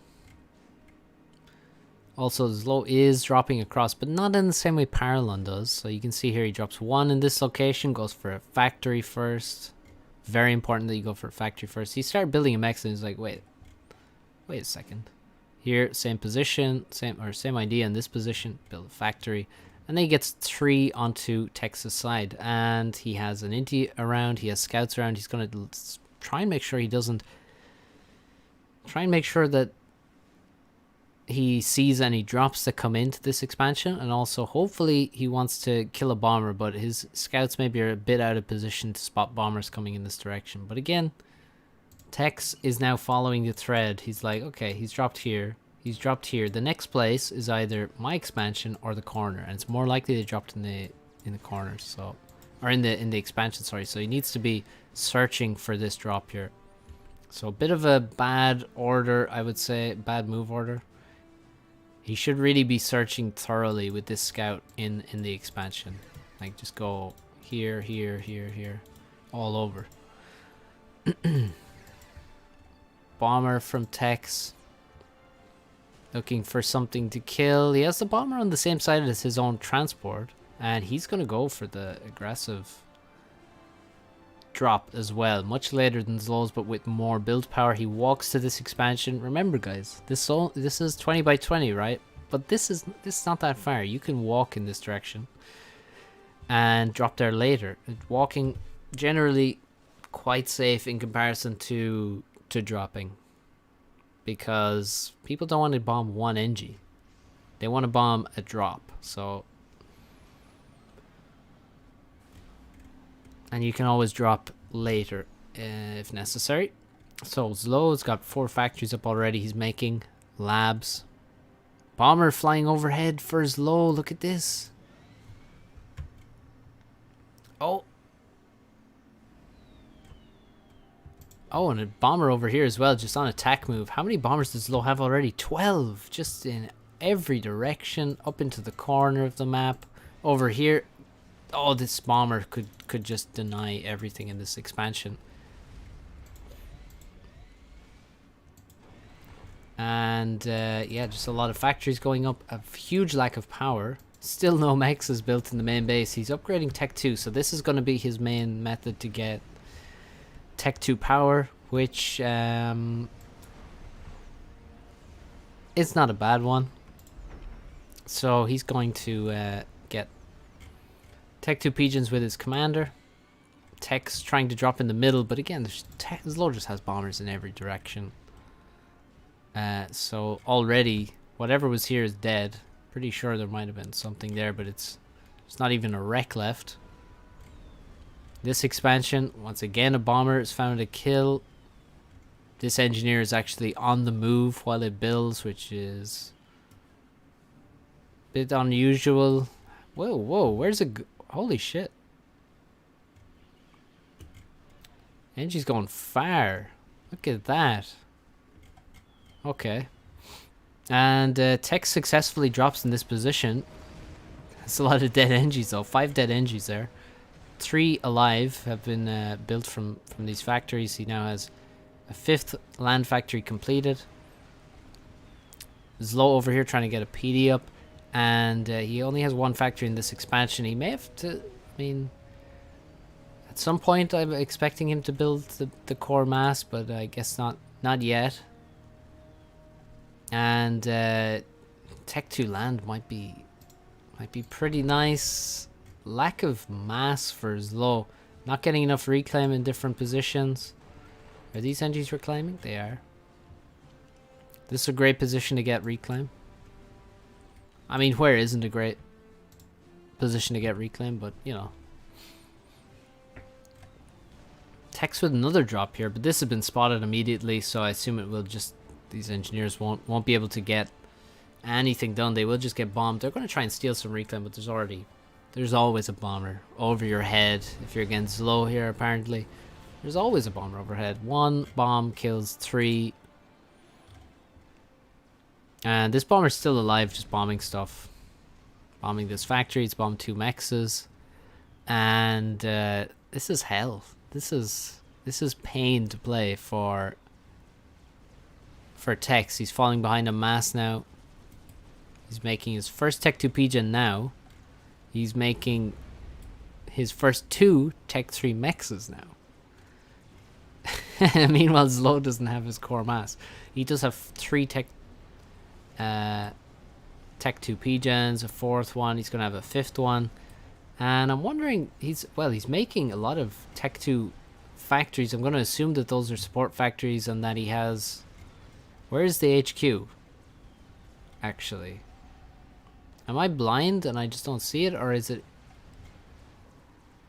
yeah, where's the Tech 2 HQ?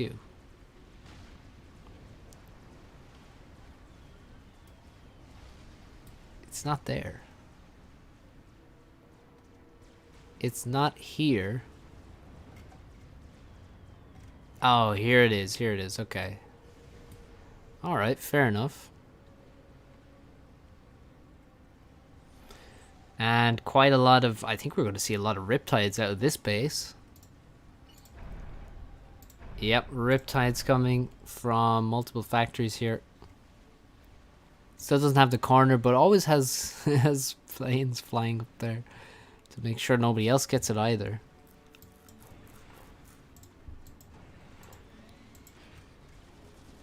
These freaking labs, dude. What the hell? Just running around raiding mexes with lab. Few Tech 2 units coming out of this base. I'd love to see Tech 3 land, but he's actually... Look, he has 19 mass income. That's lot. Wait. How is it even that percent? Surprises even that. It shouldn't even be that high, really.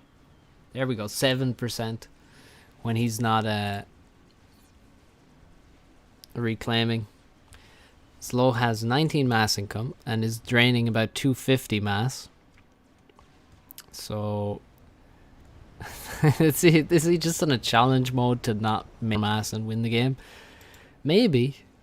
That would be pretty cool. He also refuses to build any of these mexes. He refuses to build this one, or really most things. Nah, fuck it. and I'll still win the game. Which, I mean, fair enough. That's what you want to do. The percent thing is is like your efficiency, basically. So if you stalled, it'll go below. Oh yeah, the reclaim is here. So like you're at plus now, so you've built another mechs. Which is ridiculous. And tons of reclaim recently. If you just left click on the thing, it will show you like basically your efficiency. So if you stall energy, it'll go below 100%. If you stall mass, it'll go under 100%.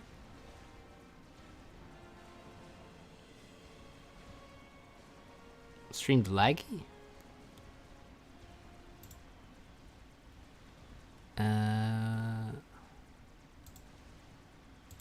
Lags like hell, what the fuck? Are you sure?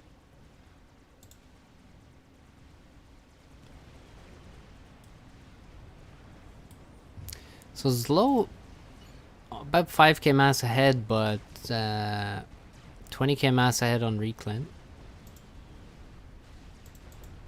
It's buffering a lot. Well, that's not on my end. That's a YouTube thing. Because I have very few dropped frames now. I haven't had any recently. 4 tech-free mexes for Tex. So, like, he still has stuff to play with. Oh, TML spotted. That should not last too long. And he does have this expansion. The problem is, look, no upgraded factories here. Oh, he lost his T2 land HQ. I'm a broken record on the ditch, but I don't like the proxy HQ. I'd much rather make it at home and make support factories in the proxy.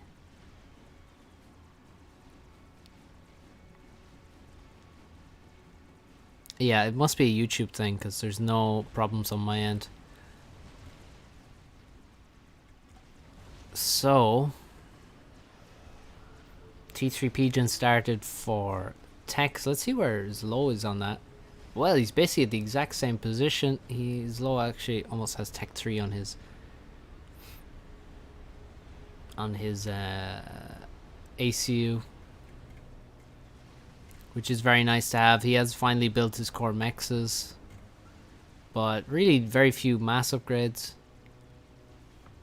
Just continuing to put on the pressure. Actually, still a lot of mass in this plateau. Could be taken by either player. His low is on his plateau at least. Grabbing it.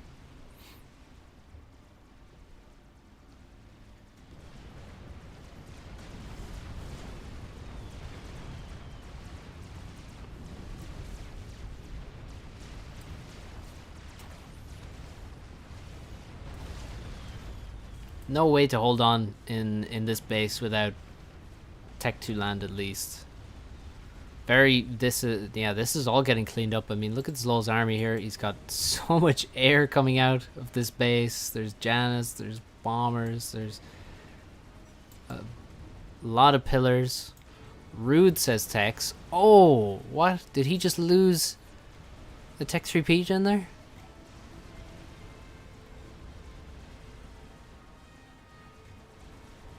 Did he just lose the Tech 3 Pigeon?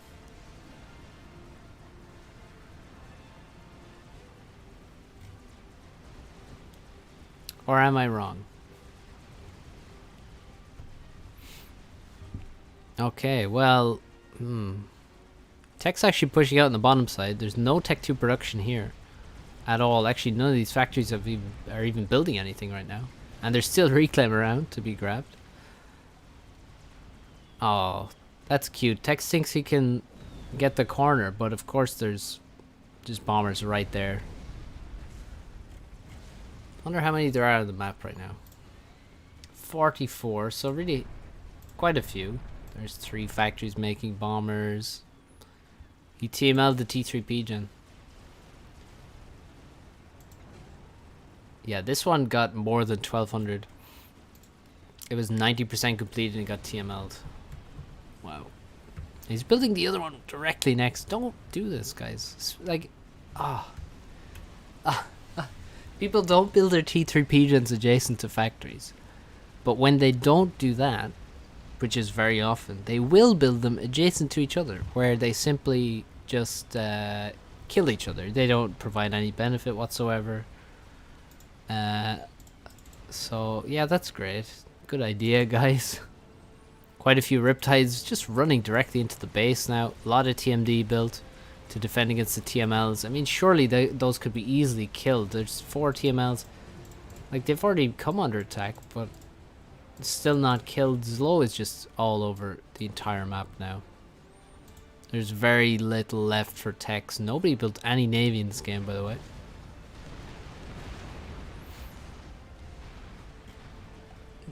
No, well, I mean, that TMD should cover, I think, the PGen. Well, I think it does, yeah. Maybe these top ones don't, but the bottom 3 should hit some of the missiles. But either way, it's got enough TMD around there now. Although it would be much more effective to just kill the TMLs themselves. Zlo lacking some adjacency on his HQ, but he has it for the... He's going to build a grid at least. And just increase his power production. And just try and grab all the mass. There go the TMLs finally getting bombed. One survives.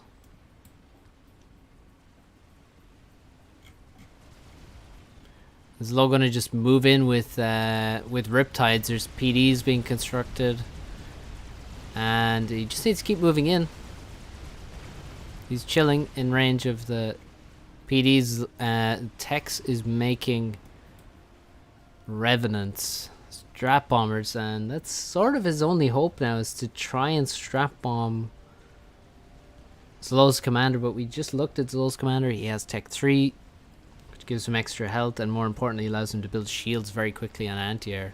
So how will Tex get through? He's gonna need how many strats? At least 5. No, he'll probably need 6. Might be enough.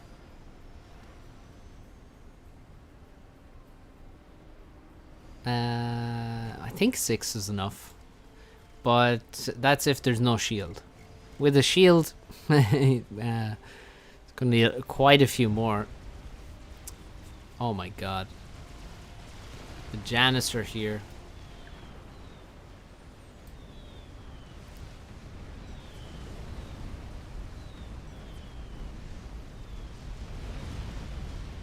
Oh my god. Here go both the Tech 3 pigeons at the same time.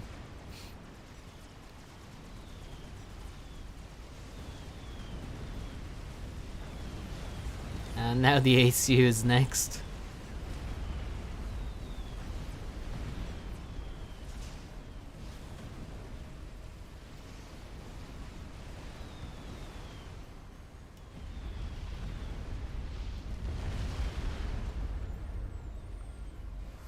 Tex claiming he was lied to.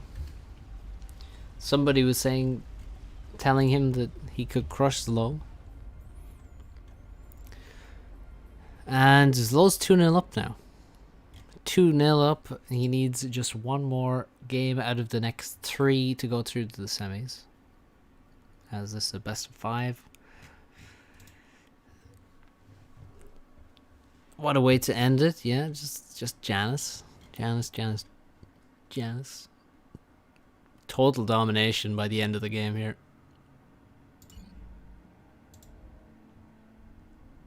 Nicely played.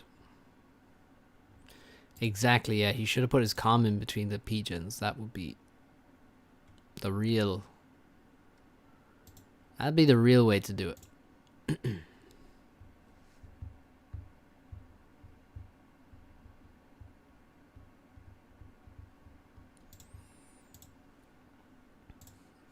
Okay, game 3. Something a little bit different.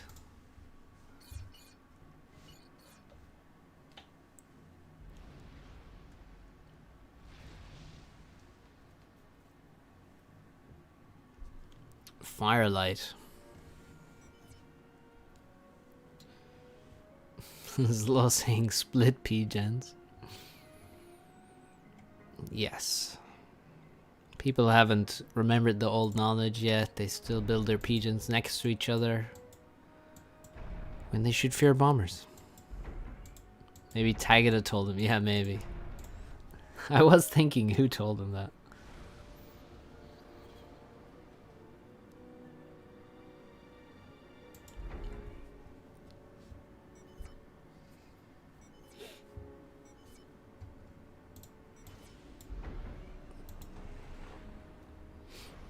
So, we got UEF and Cybran. Hard to say which one is really at an advantage here. Quite similar. The HP on the buildings, in my mind, is probably the nicest thing for UEF.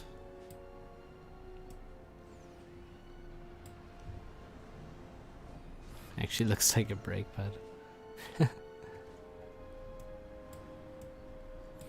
So, Zlo saying he prepared for Firelight but forgot everything. Yeah, it looks like you're trying to match the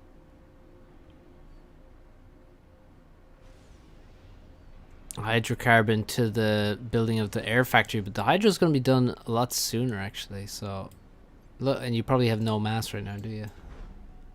Yeah, no mass. Maybe you could reclaim that and build an air factory. I don't know.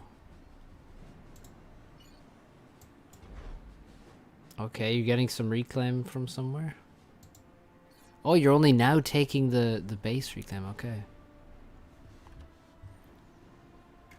Lab gets a kill on a scout, and tank moves up this corridor. A bit unusual of a path here for Tex. This is actually quite a safe way to go, to be honest. But it doesn't allow you to take this mass down here. So he grabs this, takes a mechs, walks over here to this edge of the cliff, grabs that, grabs a mechs, grabs another bit of mass next to the cliff. So decent. Is low with an air factory now, making a bomber, trying to build some buildings to get in the way of this tank to defend at least one of the NGs, but I don't think he's going to succeed. Oh no, loses both NGs.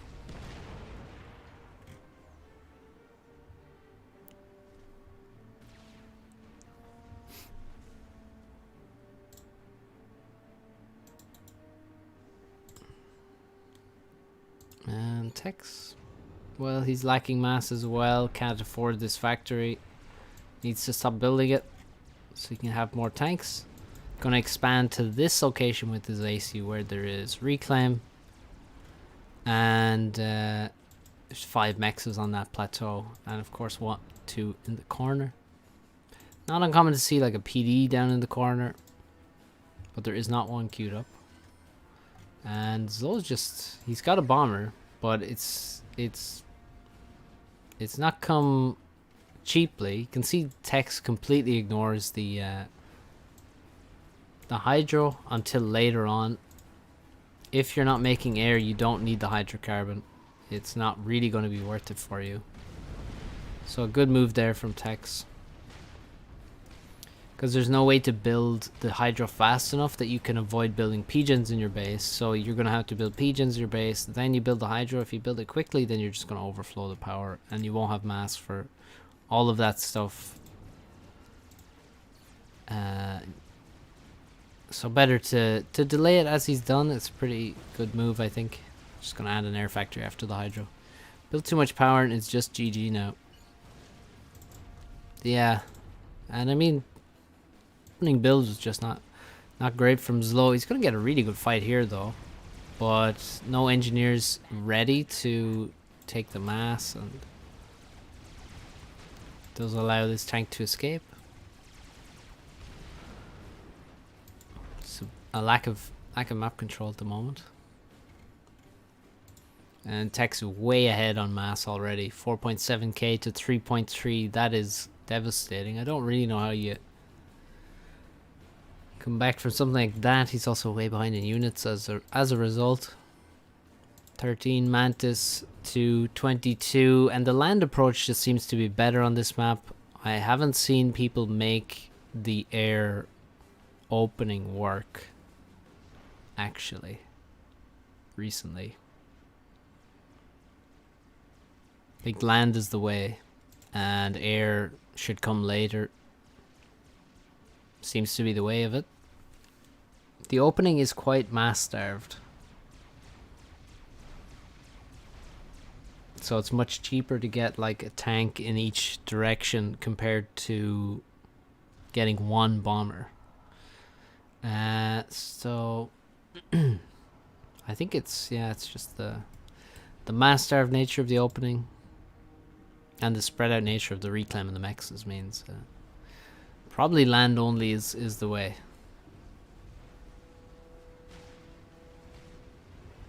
We got an Inti, we got a Jester. Jester gonna raid the bottom now. Kill a couple of mexes eventually. He's not gonna get another fight that actually is not that great for him. It's pretty good, but it's, well, actually it's basically a draw here. And neither ACU is in the area to secure the reclaim field, so how is it master? Well, you have like 200 master base, or like one factory, and then you have 3 mexes, and then 2 mexes pretty far away, so that's it. Yeah, I'd say that's mass served actually. Yeah.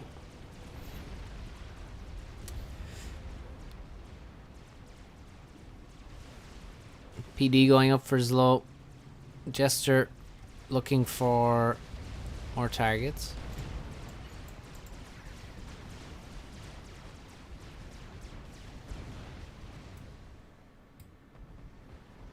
Oh, it's ground firing by accident. That's a bit annoying for Zlo. And now he's probably losing it here to these Intis. And he loses it far from his base, so he can't really even just go grab that reclaim. Hydra also went down. He'll have to rebuild that, and now he's going to get a very bad fight in this plateau here. Mantis finding a larger group of strikers. And Zlo starts to march on the other side. There's always potential for a draw, but Tex is aware of this, and he's going to, yeah, look at the Mantis moving across. He's going to bring everything over here and just try and go for the draw, I think. But Tex is already running and presumably gathering his forces towards his commander. Yeah, look at this army here. Army on the top side obviously no point in sending it all the way back. He can just send that forward, and he must have 3 times the units at this point. 55 tanks to 24 bombers coming in. No scouting, no intel, no anti-air for Zlo. And Tex just running.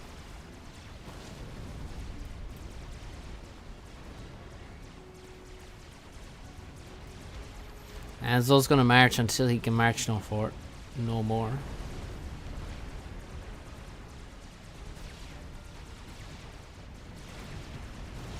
Tex now thinks he has gathered enough of an army that he can run into Zlo, and that's the end of it, as his base was also dead.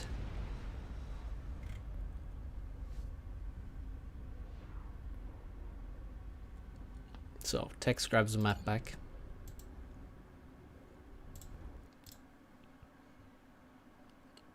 Making it 2-1, staying in the series. Let's go to map 4.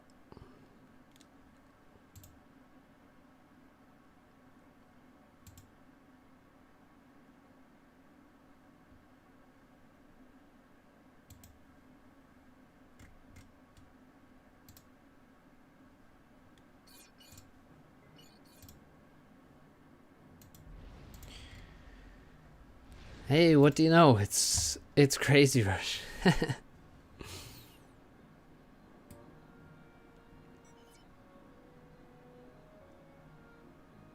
Tex has Seraphim. Zlo has UEF. Zlo goes 1 Pigeon Land Factory. So the usual stuff is 2 Pigeons Land Factory. We saw that from Tagada. That's a known build for a long time. 1 Pigeon in factory, haven't seen before. We also saw 1 Pigeon, 1 Mechs, and then a factory from Arch in the previous game. Really, on this map, it's like much of a muchness, really. There's plenty of ways to open here. As in the very quick opening, but let's see how it goes. Oh, first lab from Zlo, what the hell? Hello, Terror Tubs. Welcome to FAF. First for Zlo. I guess that's why he didn't need the second P-Gen. Just needs the 1. If he went straight for NGs, he would have probably needed 2 P-Gens as normal.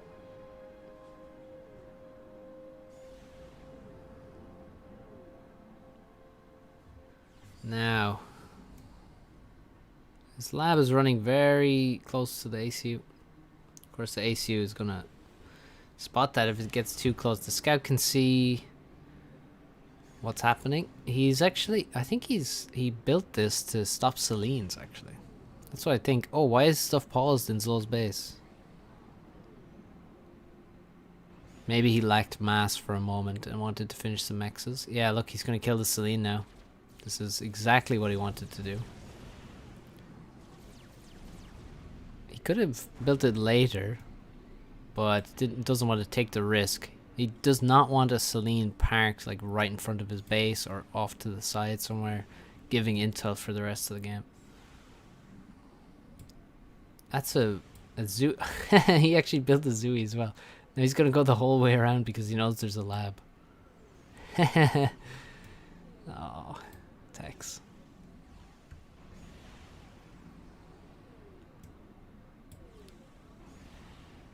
Tex goes second air after 4, 8, 11 P-Gens.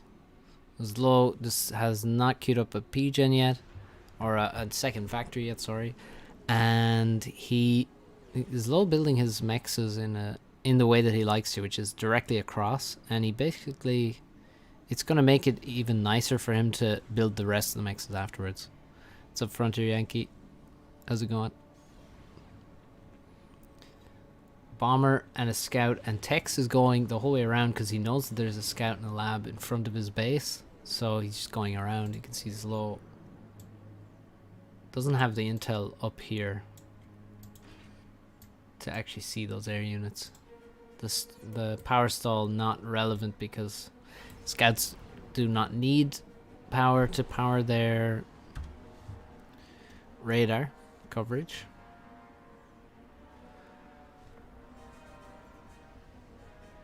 Here comes the bomber, and these NGs are not split at all. He's not ready for a bomber. Oh, Tex with the micro. Tex. Oh, now they are split. If he had flown straight in there, he may have been able to get huge amounts of kills. And I mean, he had an air scout, so I'm a bit surprised, but still he gets 6 kills anyway in 2 passes. The anti-air will be built very shortly. He needs to now fly away because that anti-air will take him down very quickly. And he's actually just going to come in for another pass and get another kill and say, screw it, the bomber has done his job. 7 engineer kills there. No P-Gen kills. Bomber of his own from Zlo has 3 kills. Killed about 200 mass. And actually second bomber already from Zlo, but we can see that there's 2 anti-airs up. The lab finding more damage is... Tex has actually already sent 2 engineers to the right hand side, which is a bit unusual. And overall, Tex's base looking quite messy, I will say. Zlo finds an intruder in the back of his base. The Zooey runs away, but not far enough. It needs to keep running, and Zlo finds it. It ultimately kills 1 Mex, which is not very relevant on a map with infinite respawning mexes. Holy shit, this mech is still alive. Please reclaim it. Oh, he killed a radar, he's killed another NG, he's killed another NG again. You won't get the last one. Jesus. Hero mech marine indeed. The bomber just bombs the factory before it's even building anything, so pretty worthless bomb there, sadly. And took a lot of shots. Another bomber coming in. Will it get to drop before it dies? No. These two anti-air... Oh, it actually dropped 2 bombs. And nearly killed an NG. It's crazy.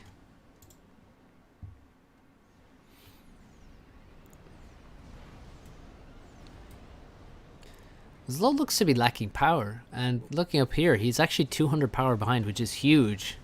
He has a nice number of factories, but I mean, if he's stalling power, then it doesn't matter if he has more factories. They're not going to work at full capacity.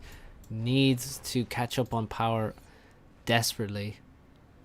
Tech's doing alright in power, but his base layout is very messy. You can see he just blocked off all of this mech's expansion on the left side of his base with his initial factories. I don't like where he has placed these, and also where he's placed all these pigeons.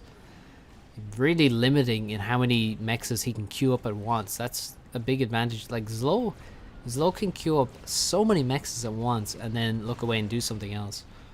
And also he can put the ACU and basically build on every mech spot if he plants his ACU in the middle of this.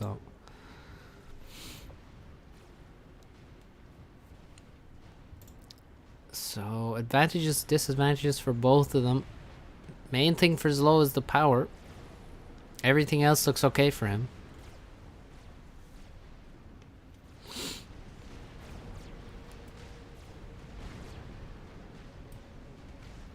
Tech's going to build his factories towards his opponent aggressively, and he's spamming a lot of Zuis right now. Zlo focused on just making strikers at the moment, and of course engineers. No radars yet, but he was struggling for power, so that's unsurprising. Switched to scouts and inties out of his air factory. Hasn't added any more air factories yet, and really I think he's been a bit slow now. He hasn't queued up those mexes in a while, but actually there we go. He's got 4 more engineers over here to get the mexes produced. I think it's better to have, say, 2 engineers at a time building. So like have a group of 2 that build the whole line, have a group of 2 that build the whole line. If you have 4, they build the mech so fast that basically all the time there's going to be at least one of them walking. If you look now, they build, this guy's going to walk. Now they're all building. Now 3 of them have to walk, and then they're going to have to walk back up here. So it's not very efficient.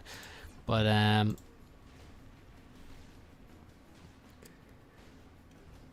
still better than Texas scenario, because you just can't queue up any of these ones because there's just stuff in the way. I mean, I'd probably kill this Tech 1 factory, get rid of that, get rid of these pigeons maybe, but instead he's going to expand over to the far side where he has space, but they're quite vulnerable positions compared to the core mech spots. Techs with about 70 units, and more than half of them are artillery. It's the advantage of Seraphim. He's also got Tech 2 land. He's going to make some engineers. Going to get Tech 2 P-gens quickly. And yeah, adding more power in preparation for the Tech 2 P-gen. Lacking mass big time. So he has the build power. He's also upgrading some factories to Tech 2 now. Quite a few of them. Just doesn't have the mass to produce everything he wants. And he's getting raided now in that position. It is very difficult to protect these if you don't have PD, then you're very likely to just let some units get past you.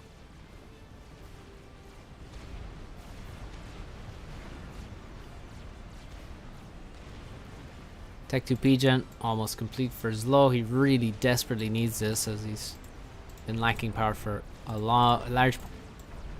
So factory production has definitely slowed down for him, and you can see it's resulting in his mass really building up quickly now. Plus 70.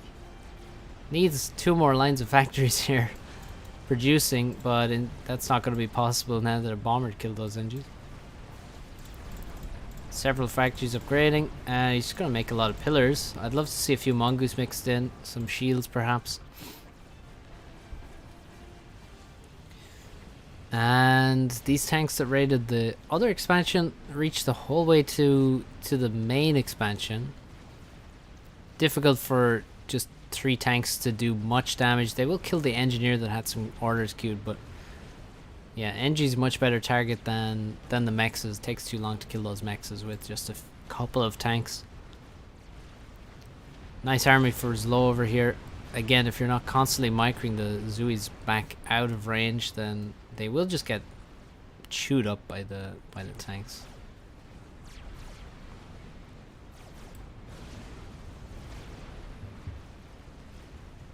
TMLs for Zlo.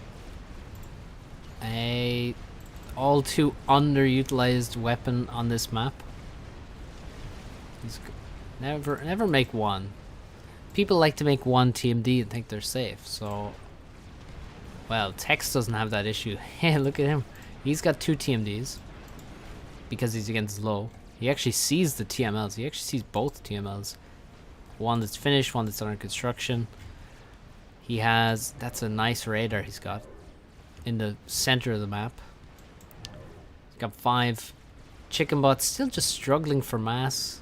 Again, the lack of being able to build in this direction is just slows him down so much, and he's not adding additional engineers to build either, so it's really that's really his issue at the moment. He's now TMLing Zlo's PGens. Will these missiles land? Is the question. Nope, it has been shot down. There is TMD for Zlo. Here it is. The buzzkill killing Texas Buzz. Tex here making excuses in chat.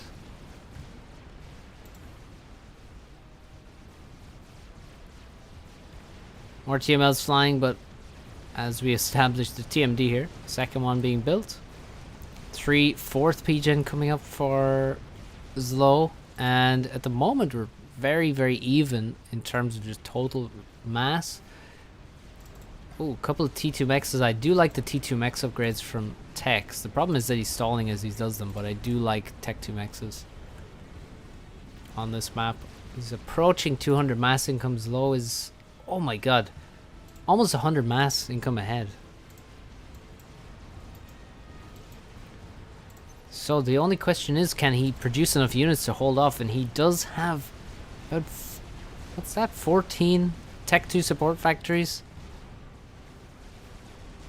Now pillars, not the greatest unit you could make versus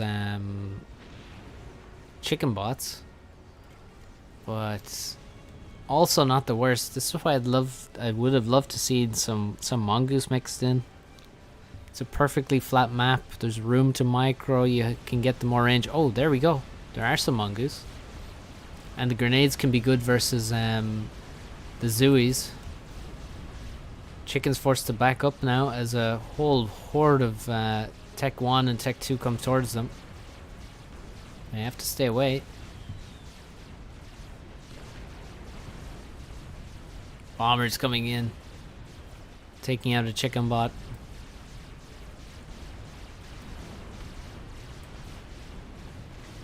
Tech's on the back foot on the right hand side, but he's pushing through the middle hard, and there's a lot of factories that could go down. None of them are actually producing anything at the moment, which is unusual considering Zlo has so much mass and it's building it up. I mean, well, actually he's pretty much even now. Still expanding his mexes. And this is coming through the middle. Zlo may pay for sending all of these pillars around the right hand side because there's 13 chickens. 9 directly at the front here. Pushing in, TMD is going to go down, but there is TMD further back. But certainly it should open a few targets perhaps for the TMLs of Tex.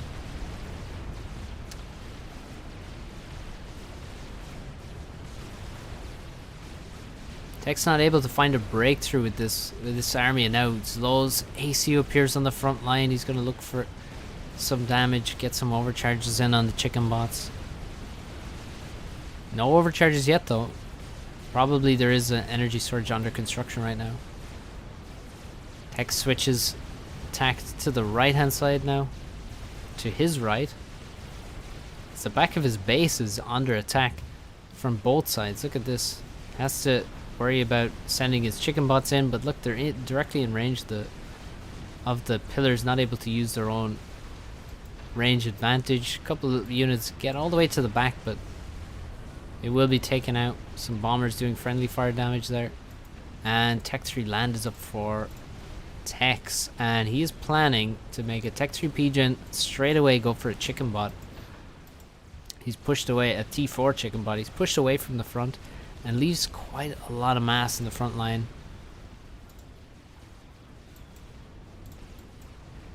$52 pillars for Zlow. He's lost all of his TMLs.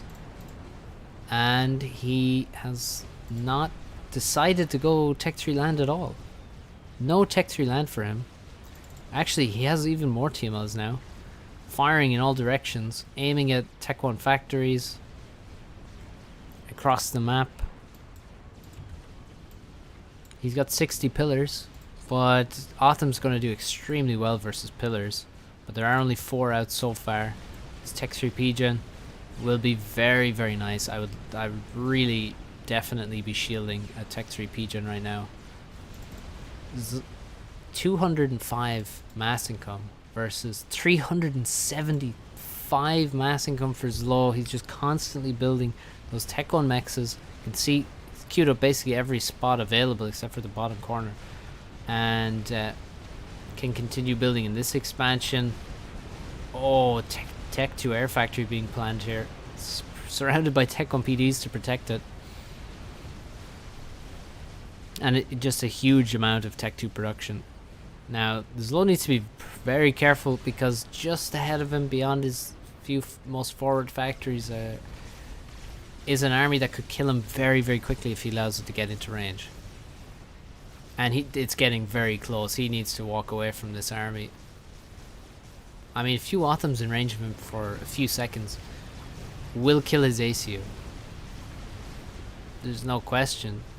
It makes a big counterattack on the left-hand side. As you can see, Tex has completely lost this expansion. He's got a few mexes there. T1 Bomber doing huge damage. This expansion completely dead. And this attack just going to keep all the units at home and be very annoying. Autumns aren't going to be moving across the map if they have to constantly deal with the encroaching pillars spam in all directions. The Janus get turned onto the Tech 2 PDs at the front first, but now they switch to the real target.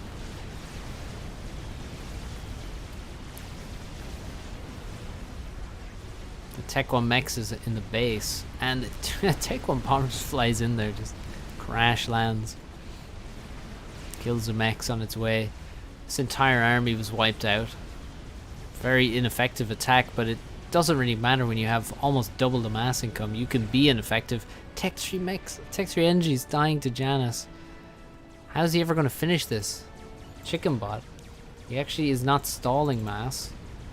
And one advantage is that Tex has... Oh god, he's just losing all of his build power on the chicken bot. Very difficult to construct this thing without NGs. And one advantage he has is that the Janus are going to have a tough time killing the Tech 2 mexes. The Tech 1s though, they are doomed. And look at the army spreading across the map now. A new wave. The Tex has to survive 121 pillars. Zlow with no interest in making Tech 3 land. He's also lost his TMLs once again. I'm not sure how they're getting killed, to be honest, but it's happening. And there's so many Tech 1 bombers. A few Tech 2. The mexes are going to be the main target.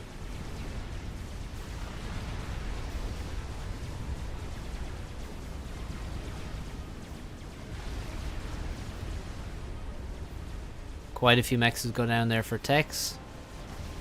And considering he's already behind, I mean, does he have the atoms to stomp this kind of spam? He's got 11. I don't think 3 atoms can stop this army. 2 atoms. 1 atom very shortly.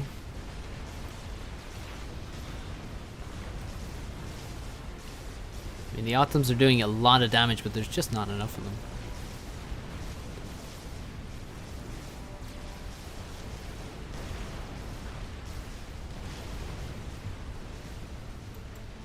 Pillar's strong, says Tex. I mean, they're not strong enough to get past the atoms anyway, that's for sure. So it's basically a hard counter unit. Some of them just manage to basically avoid the atoms and get into the back. That's about the only thing that the pillars can do, but it's only there to keep Tex at home while his whole base gets wiped by Janus. He comes through the side, clears the whole area of Antier so that he can just fly through the right hand side with all the Janus, and there's almost no mexes left. T2 mex is even getting bombed.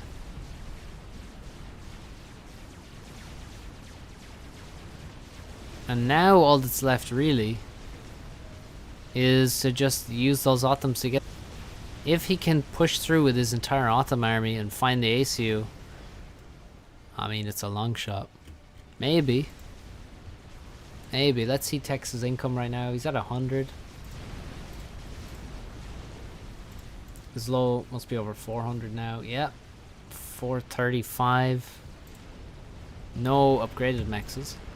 Tex could have made a couple of Tech 3 mobile shields to defend his mech spots. That would have been the best thing, I guess, at this stage to do. Zlo, yeah, he's got a lot of Tech 2 PDs planned. That's kind of his main option now. He just needs to use the pillars to as meat shields for the PDs. The PDs can actually trade effectively, unlike the pillars. I don't think Tex can keep producing Tech 3 lanyards. Yeah, and he doesn't really have that much production. 5 factories producing Tech 3. He still has a small dream of making a chicken, but it's not even close to completing. Don't think that's going to be happening. Still on 13 atoms. The numbers are not growing. Meanwhile, there's over 200 pillars now. I mean, atoms are good, but 13 atoms are not 200 pillars good. That's for sure.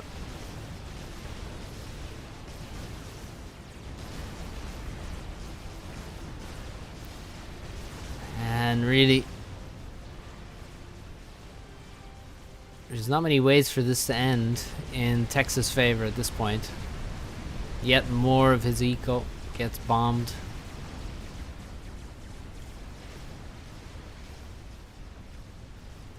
And he loses more and more control of the map.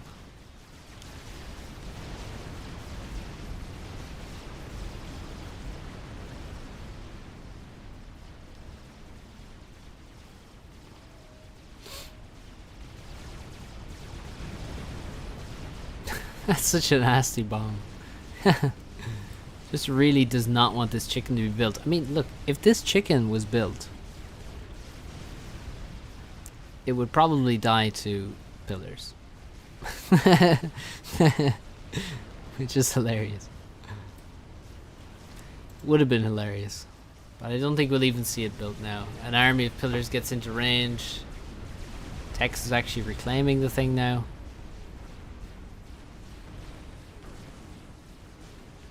But, yeah, not much to see here.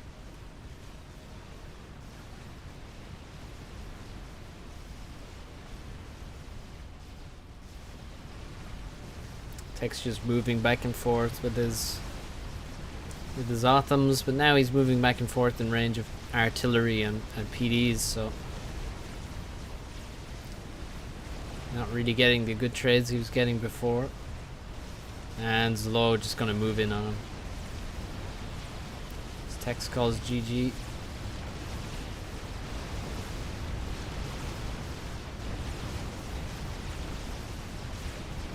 don't really understand why Tex thinks he's through.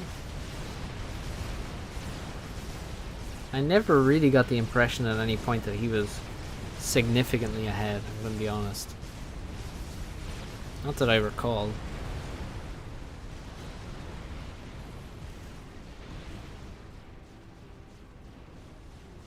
Well played to Zlolo, very solid series.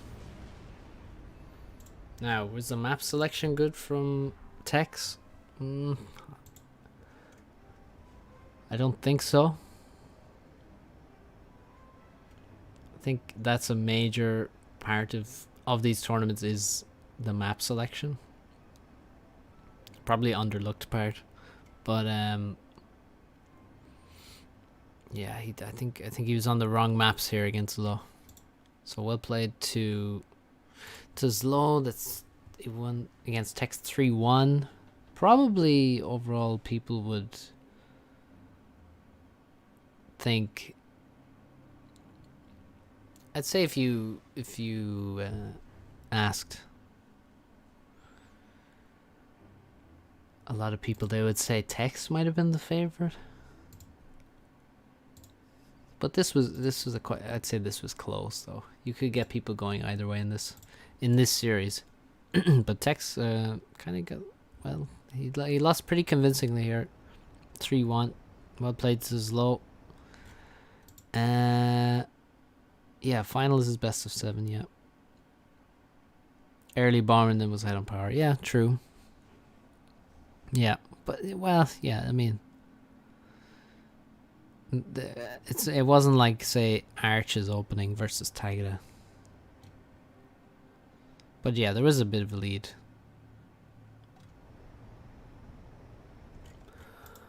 Alright, so we've covered all the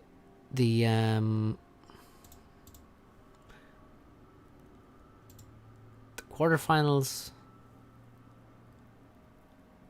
That's all we'll cover today. We will cover semifinals next time. Now, I might be casting tomorrow for the Crazy Rush tournament. I'll confirm that tonight. But for now we're off. Thanks for watching, tuning in, liking the stream, chatting away, and we'll see you next time, guys.